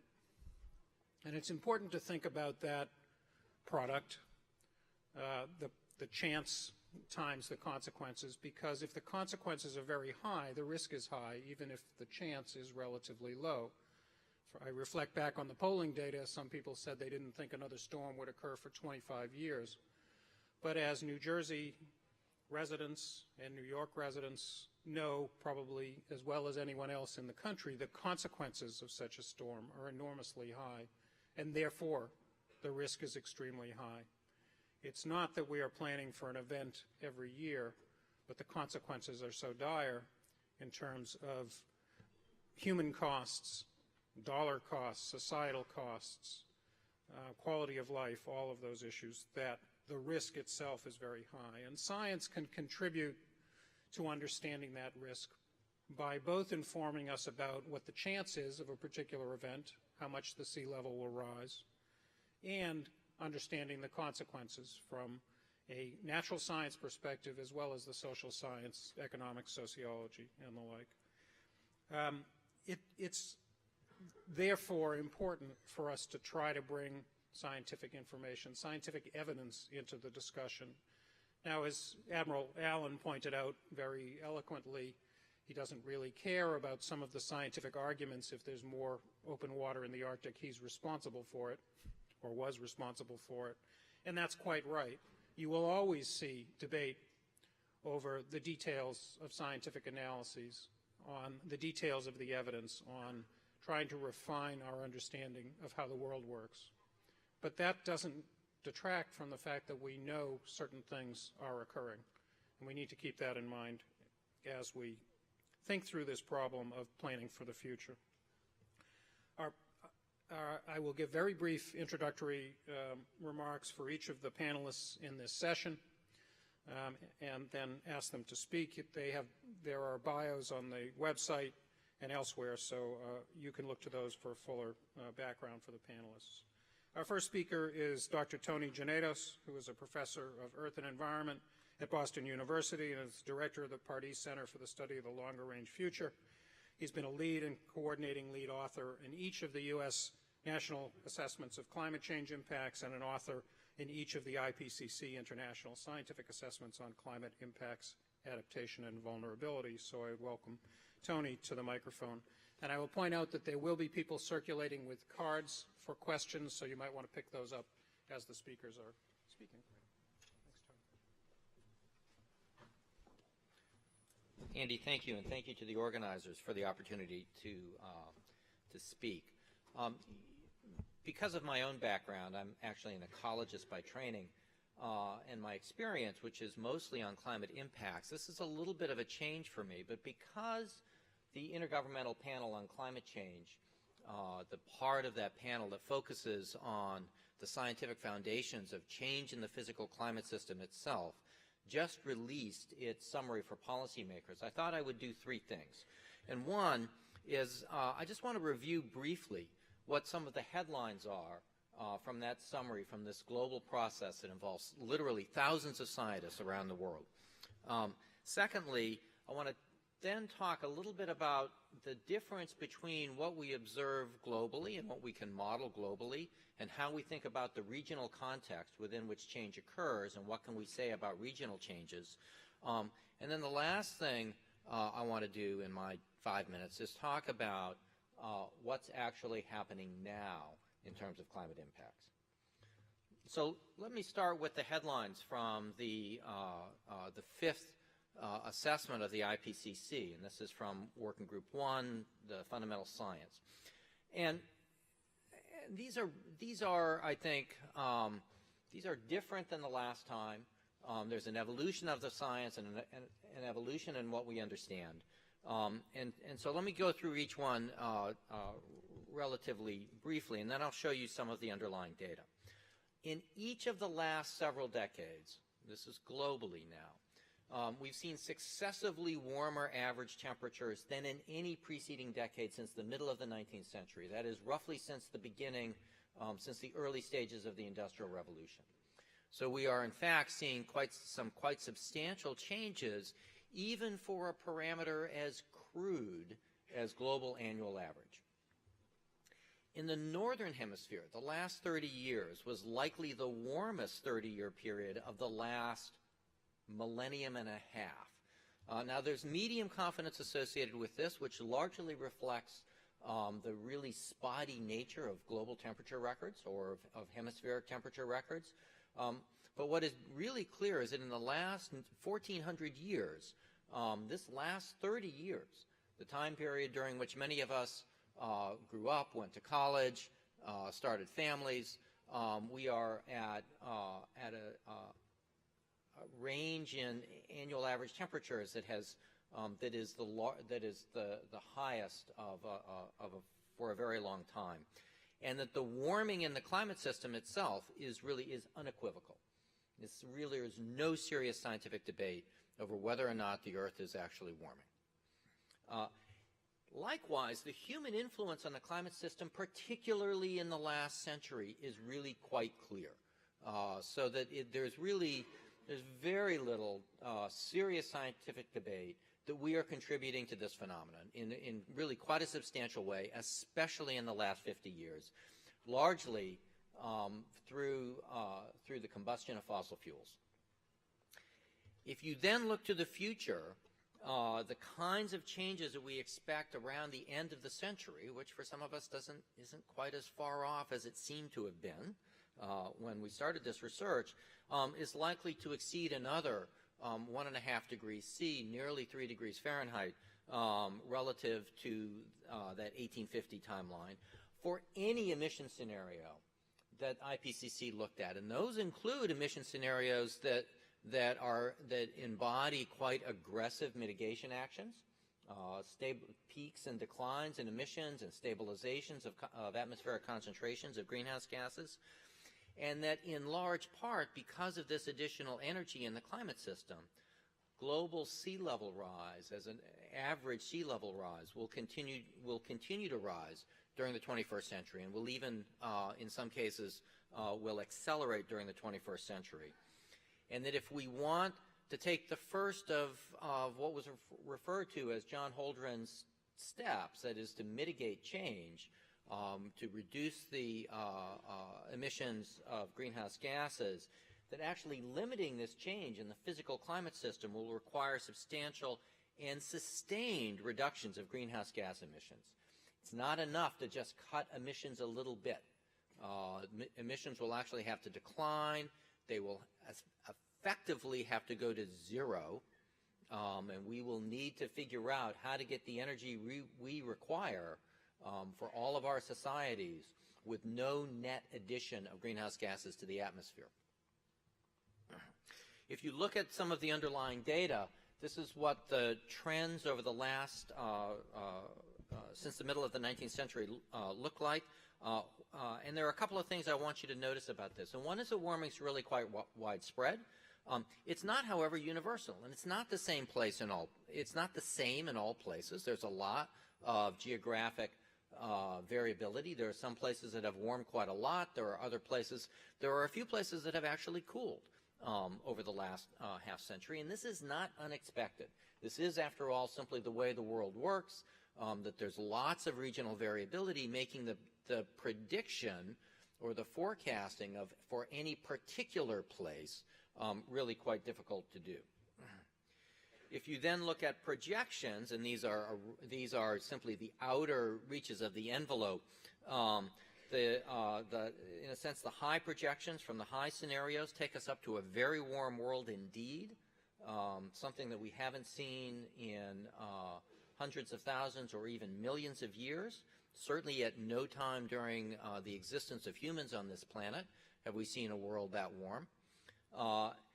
And even the most aggressive mitigation scenario, a stabilizing of atmospheric concentrations of greenhouse gases at relatively low levels, still results in a world that is warmer than the middle of the 19th century, warmer than the early 20th century, early 21st century, by the end of this century. So even aggressive actions reveal that there is some changes that we will not be able to avoid and that we therefore must prepare for. This is a similar graph for projections of sea level rise.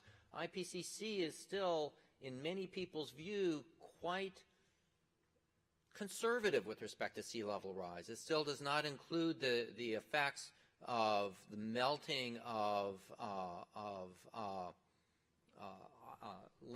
landlocked ice or land-based ice in Greenland and West Antarctica, so it's largely looking at expansion of water simply due to heating. So in conclusion, there are a few takeaway lessons that I think are important for this conference. And one is that the climate system itself, including sea level rise, has changed and is going to continue to change due to human influence.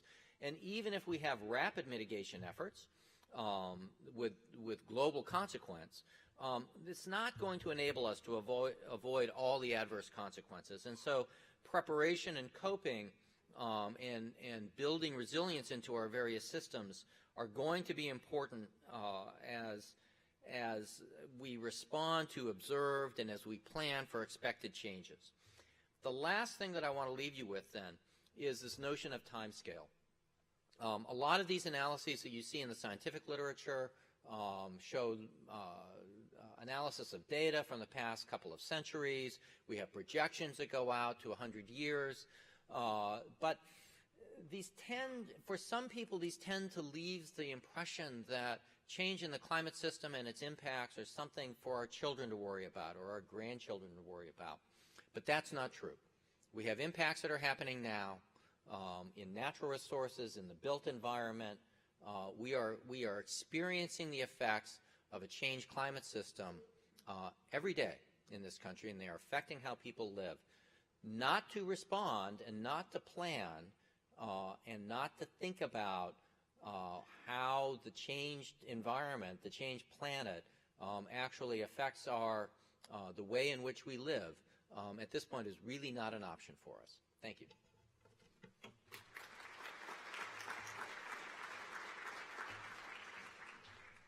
Thank you. Again, cards will be circulating for you to note down questions. And online, obviously, you can use the information on Twitter or email. Our next speaker is Dr. Ben Strauss, who serves as the Vice President for Climate Impacts and Director of the Program on Sea Level Rise at Climate Central. He's published multiple scientific papers on sea level rise, testified before the U.S. Senate, led the development of surgingseas.org, coastal flood risk tool, and is now launching today a second generation of that tool, surgingseas.org. Ben?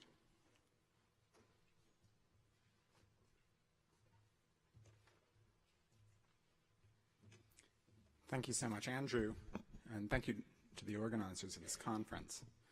It's a pleasure to be here. I'm trying to take a look at the controls of this computer. Let me, do you know? Oh, there we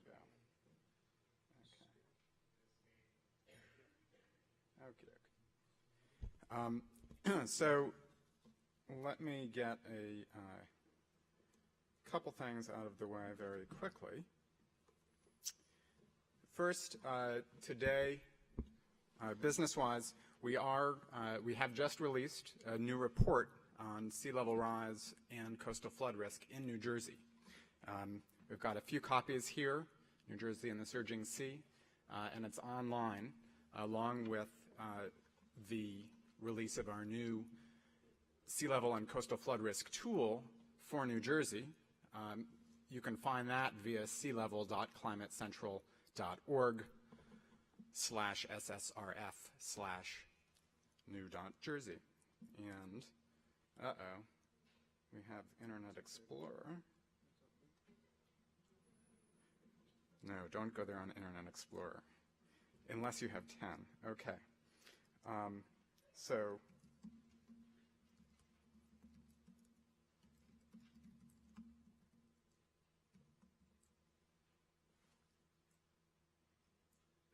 now we just need my screen to show up on that screen. Aha! So, we've also launched for New York today, but I'm going to click on New Jersey.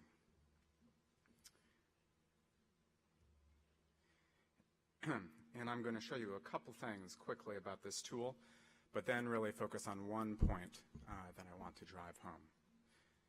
Like many sea level tools, we've got maps.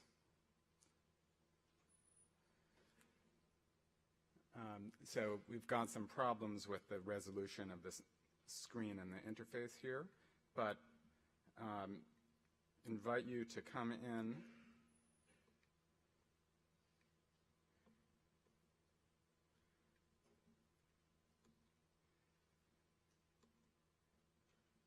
and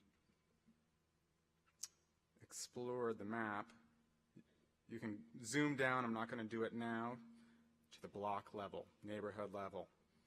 Take a look at the social vulnerability of neighborhoods, because when a natural catastrophe strikes, when a flood strikes, one part of it is the physical risk of the storm, but the other part of it is how prepared is a community, how able is a community to prepare for, respond to, and then recover from a natural catastrophe. So we're showing you the intersection of social vulnerability and this physical vulnerability to coastal flooding.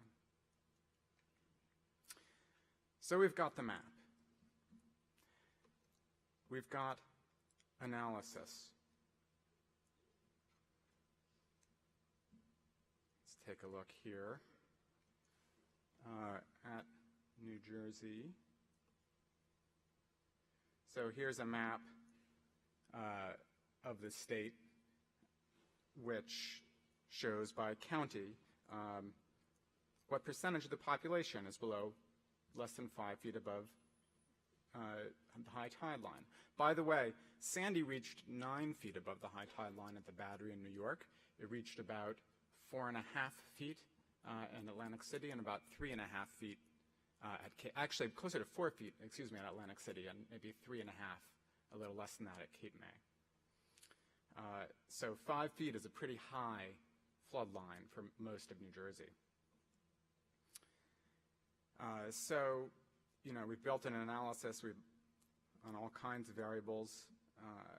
Property value, there are over $100 billion of property in New Jersey, less than 5 feet above the high tide line. There's the analysis.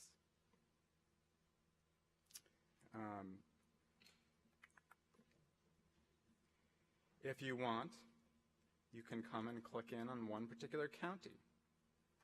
Here is Ocean County.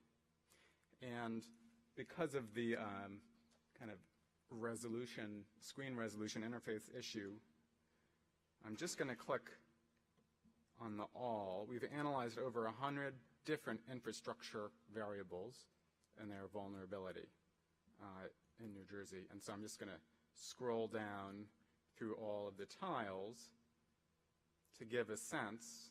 We've looked at schools, churches, roads, rail miles, airports, radio stations, hazardous waste sites that pose contamination risks, power plants, amount of land, you name it. So bottom line from all of that research, there's a lot of stuff on the coast. There's a lot of stuff that's really low, that's really vulnerable. You know, we're in New Jersey. We know, you already know this. We know this. Something else we learned that was quite interesting, some of this exposure is extremely concentrated. So about 300,000 people live on land less than 5 feet above the high tide in New Jersey. 1/4 of them live in 3 zip codes: Atlantic City, Hoboken, and Wildwood. So thinking about the future, it's possible that some really focused effort can help to protect against the next coastal flood. But the main thing I want to show and talk about in my last minute is, when is this all going to happen? How does the risk change? And most of the discussion of sea level rise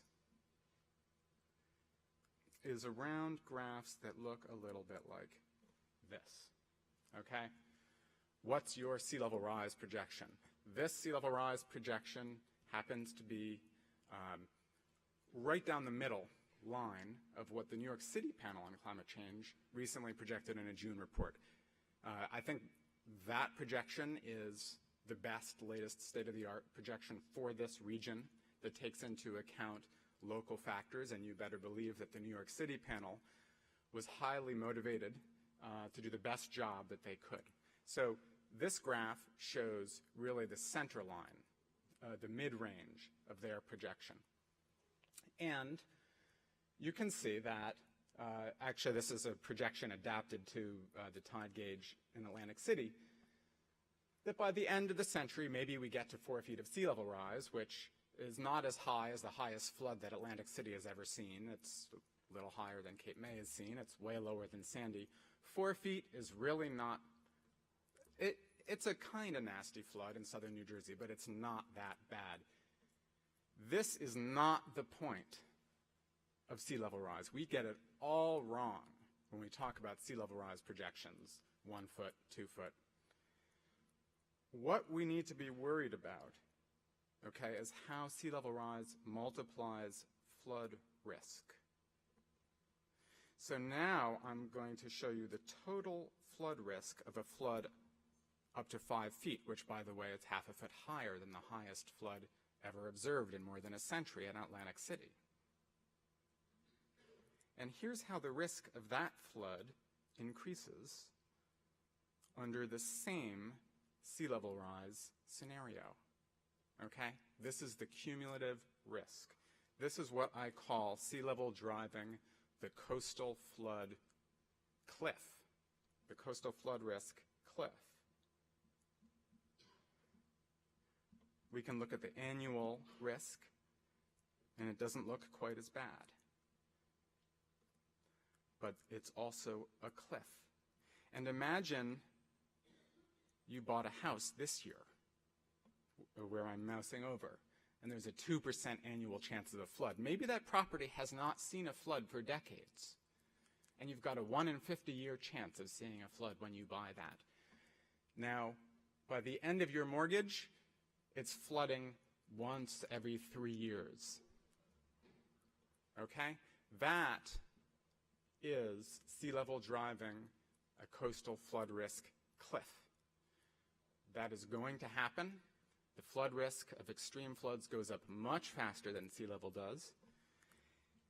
And so my question is, what is that going to do to real estate markets? What's that going to do to people's safety, to their lifetime savings that they invest in a home? And do you want to understand this before it happens or when it happens? Thanks.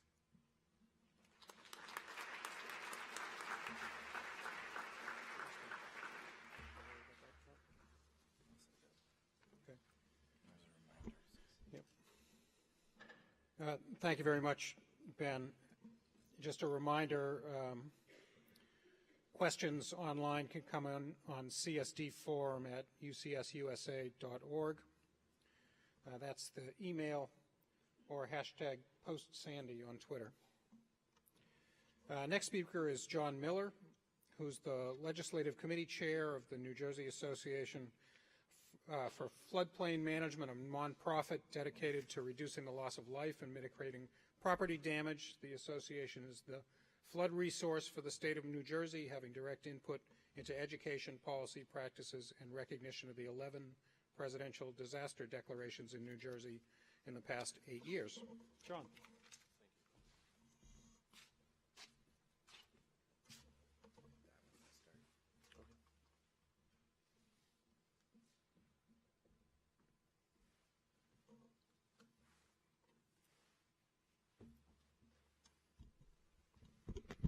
Well, good morning. I am a water engineer, and I didn't stay at a Holiday Inn last night. But to follow on the governor and the admiral's comments, we need more water engineers. I agree totally. One of the important things about an engineer is actually public safety, and I want to echo Chris Daggett's comment that lives were lost in Hurricane Sandy. That is our ultimate goal, is to reduce or eliminate lost lives and suffering in all of this. So that sort of surrounds everything I'm going to say. We've had 11 presidential disaster declarations in 8 years. Sandy's just the latest one. We have had reminder after reminder after reminder, and here we are. We're still talking about, well, what do we need to do? 11 presidential disaster declarations. And what does that mean? As it's been discussed previously, that means it's too big for local government. That means it's too big for state government. That means we need to raise our hands and ask the federal government to come in and help us.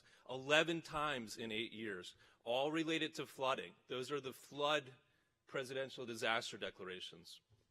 What you're seeing behind me here is I took 2 days with David Conrad. David Conrad was on Capitol Hill for 30-some years, and we drove down the coast of New Jersey. We started in Hoboken, and we worked our way to Atlantic City, 450 miles in 2 days. And it was an amazing experience. David has seen the Midwest flooding in the 90s. He saw the Katrina damage in the 2000s.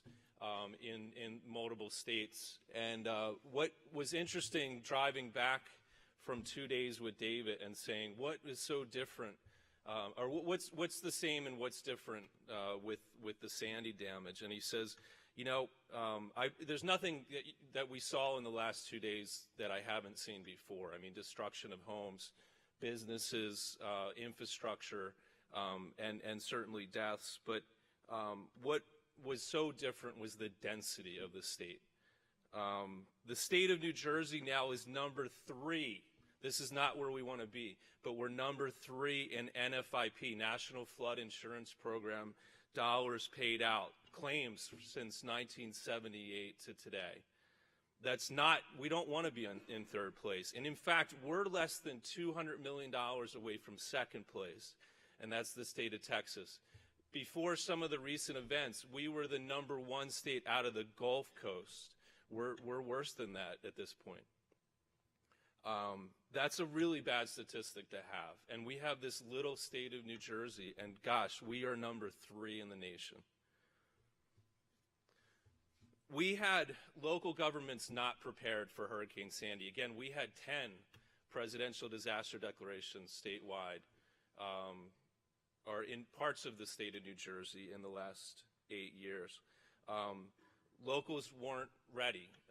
We heard at our conference, NJAFM's conference a few weeks ago, that code officials weren't ready for this. They didn't have the equipment, the safety equipment. They didn't have the training, the staffing to handle what Sandy brought. Local officials, as communities participate in the National Flood Insurance Program, there are certain things that you must do to participate in that program. A lot of towns did not know that they had to issue substantial damage determinations. That term didn't mean anything to many communities. FEMA actually had to hire a contractor to do this at a later date, and we heard some areas of North Jersey saying, well, why am I getting the substantial damage letter at this late date? I've already worked on my home. So that creates real issues. None of the flood insurance rate maps, and there's a lot of them ready to come out in their preliminary form in the next couple months, but none of them account for sea level rise. None of them. None of the advisory-based flood elevation maps accounted for sea level rise. What we have now, the preliminary work maps, no sea level rise in those, and again, the preliminary mapping coming out very shortly does not account for sea level rise. Bigger Waters 2012 has a step in the right direction in that it's looking at incorporating future conditions in some of the mapping. But remember, flood insurance rate maps are a flood insurance product. It's something that's used to rate your flood insurance. We're using these maps now to do everything from land use to emergency management and other things. We need to rethink these mapping. And what does that mapping product mean? We're starting to add in risk map products, different things, inundation.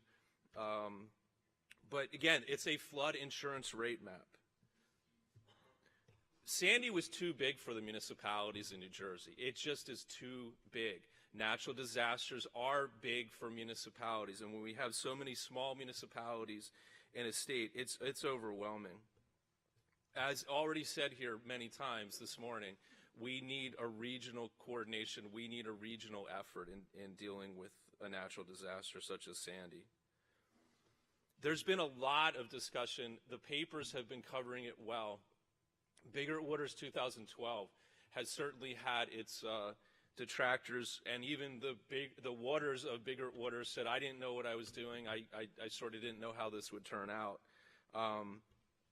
Today or tomorrow, there will be bills dropped in Washington from the House and the Senate sides that will, and we'll see where they go, but they will put a delay of 4 years to Bigger Waters. One thing we're seeing in Bigger Waters in New Jersey, while again, it's too fast and too much, it's too much too fast, I should say, is that Bigger Waters has encouraged mitigation. People are doing things so that they have less risk, that they have less vulnerability in times ahead.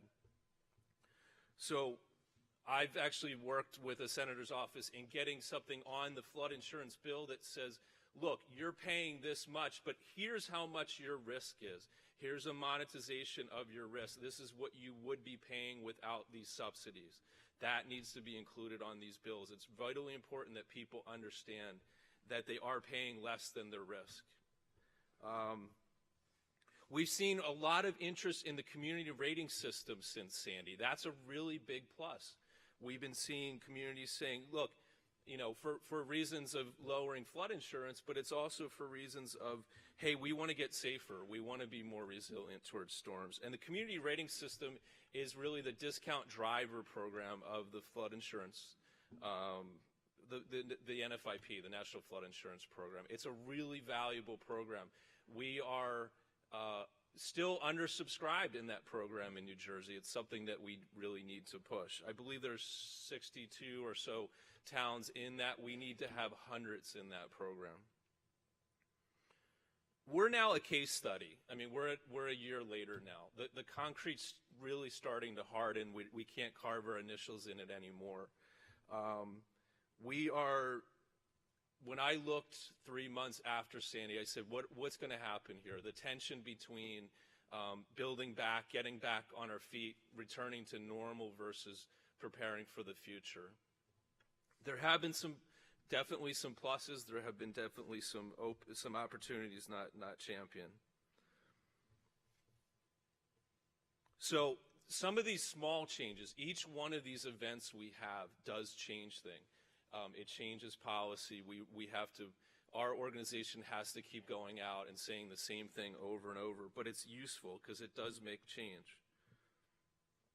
And floodplain management, and this session was also to talk about the economy. Good floodplain management means prosperous local and state economies into the future. There's just absolutely no doubt about that. And I want to finish with the thought that we really don't have a flood problem. We have a land use problem. That's exactly what we're dealing with. And I thank you very much.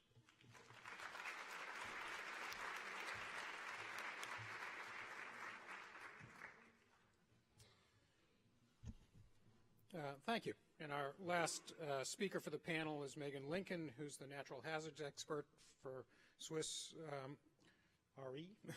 Global Partnerships team. She works on developing insurance solutions for public sector entities to help them recover from natural catastrophes. Thank you. Thank you, Andy. Thank you to Monmouth University. Is there a trick to getting this?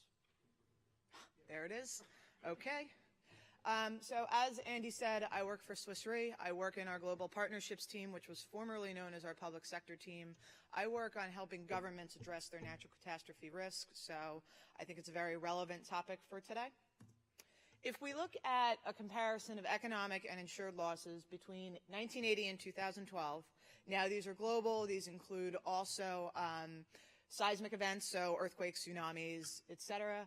There's a couple of features that you can pick out of this graph.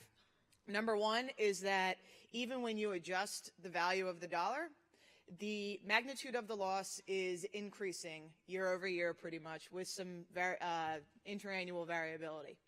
The other thing you notice is that if you look at the blue, which is insured loss, and the green, which is uninsured loss, the gap between insured and uninsured losses is increasing.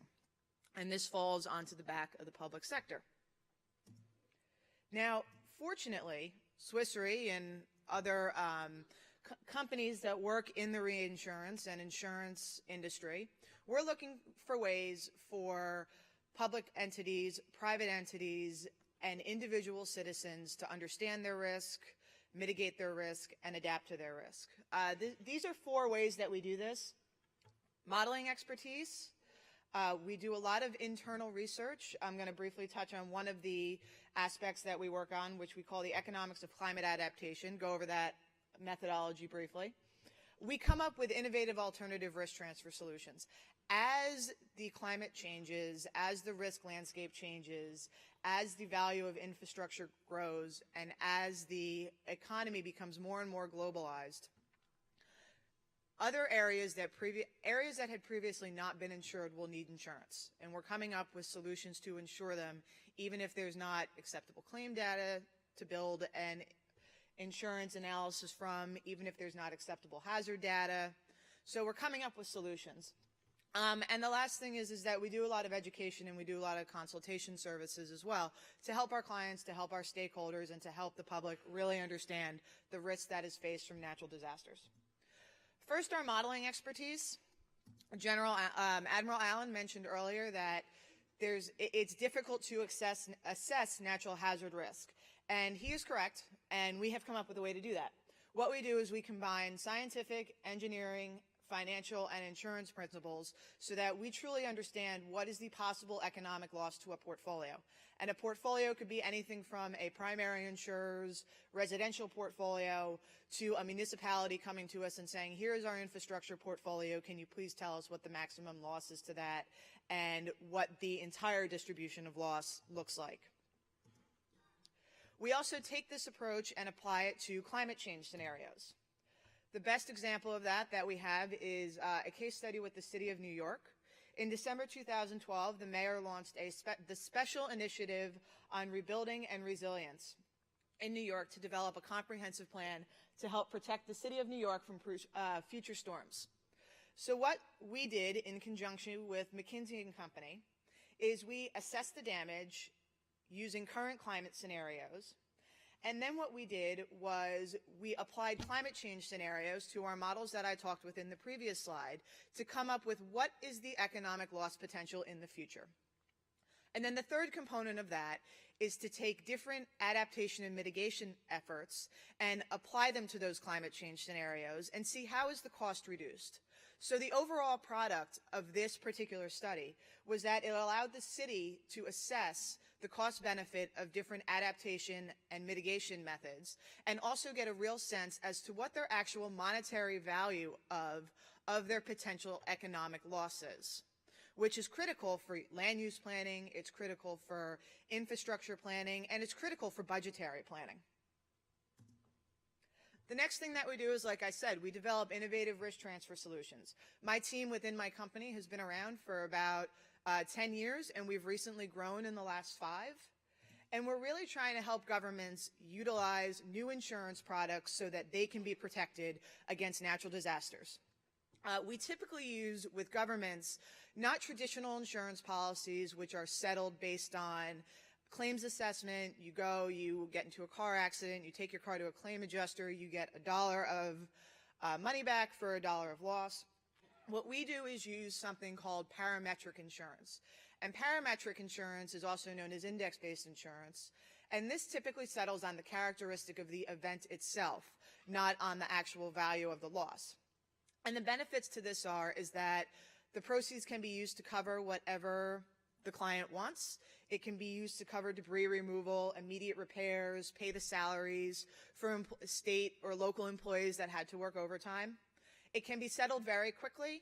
If it's an index, for example, we could say, let's say that a Category 3 hurricane or higher strikes Miami-Dade County. Miami-Dade County will get a payout. That's something that can be settled very quickly with data from the National Hurricane Center. Very transparent, as I just explained to you. It's relatively easy to explain to a client. And then we can adjust these based on the budget of the government, based on what they're looking for, based on their needs, and based on how much premium they're willing to pay. And here's an example of how one works. Like I already mentioned, but here's a visual. This is a bond that is in Mexico, which covers hurricane and earthquake. And in the particular case of the hurricane piece, there's one box on the Yucatan Peninsula, which covers Cancun and Cozumel, a very critical part of the Mexican tourism industry. So the government of Mexico said if there's a hurricane that has a central pressure of 920 millibars or lower that passes through this box, we would like to get a payout for immediate relief efforts so that we can get that area back on its feet and we can start regenerating the revenue that it brings in from tourism. The last thing is education and consultation services. Swiss Re has been involved in the climate change space for over 20 years. We have a very vested interest in it because we are in the business of risk management. We turned 150 years old this year, so we apparently do a fairly good job of managing our risk, and climate change is going to bring in new risks, and it's going to shift the landscape. So we're a founding sponsor of Climate Week New York City, which started in 2007 and has grown over the last several years. And that is actually where I saw the launch of the IPCC AR5.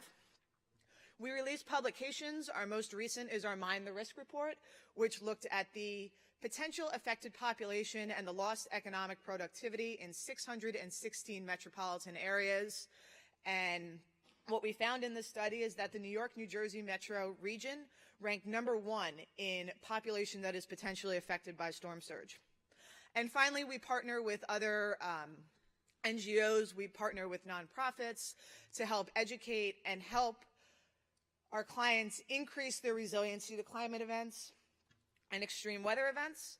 One of the most recent announcements that we made was our commitment to the 100 Resilient City Challenge. And so in the next 3 years, we're going to support 100 cities globally to come up with a comprehensive resilience plan, which includes appointing a chief resilience officer, creating resilient strategies, and coming up with a knowledge center and a brain trust for managing information, sharing best practices, and other aspects of financial planning. Finally, we also have a mapping tool for our clients where they can just come in and they can see what their risks are. This is just an Internet Explorer or a Google Maps based map. It's very simple, but clients love it because it does a lot of different things. It shows your risk.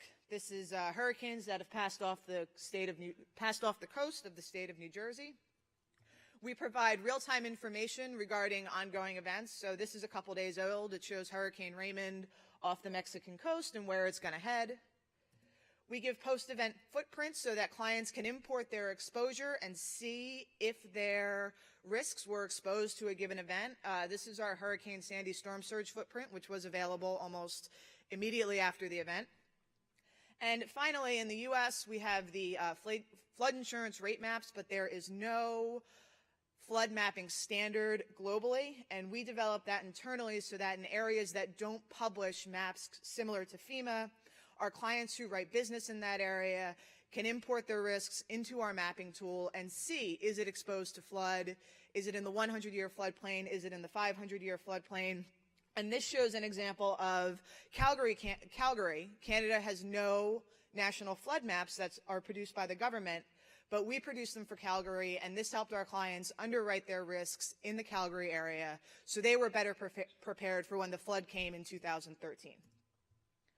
So I think that this panel has demonstrated so far that climate change and its impacts are going to require innovative, multidisciplinary approaches.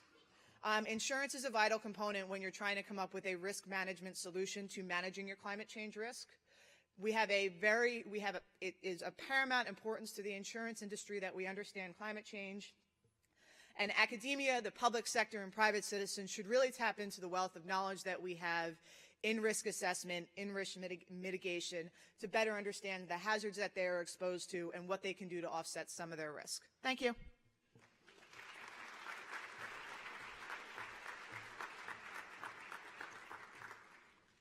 Thanks very much, Megan, and all the speakers. So I'll move to questions, and I have a few already, and hopefully more will be coming in. It would be really interesting if I could interpret the handwriting and say it in the tone that you wrote it in. So I'll try to do that, but I'm not very good at it. I haven't completed my acting lessons. So the first question is, we've known about the role of climate change for 20 years, at least. Why don't the flood insurance maps include sea level rise due to climate change? John? Yeah, I guess let me try that one. The National Flood Insurance Program, again, is a flood insurance program, and I guess I think of it as today's risk. It's a product that says, you know, what are the conditions right now, and not where are we going to be in years ahead. But as that product, as that mapping became used for more than flood insurance, we ran into an issue. The housing stock is lasting over 150 years. These flood insurance rate maps are old by the time they're released. In the case of Sandy mapping, so we've had the entire coast, the entire tidal area of New Jersey going up into the boroughs have been restudied. That mapping, which is coming out in a preliminary form, will be the landform that existed before Sandy. Let me say that again. The mapping that's coming out real soon in a preliminary form, so this is what municipalities are going to look to commenting on before adopting, will be the landform that existed before Sandy. We know that's not the case. So anytime we have these products, they're not going to be for the future.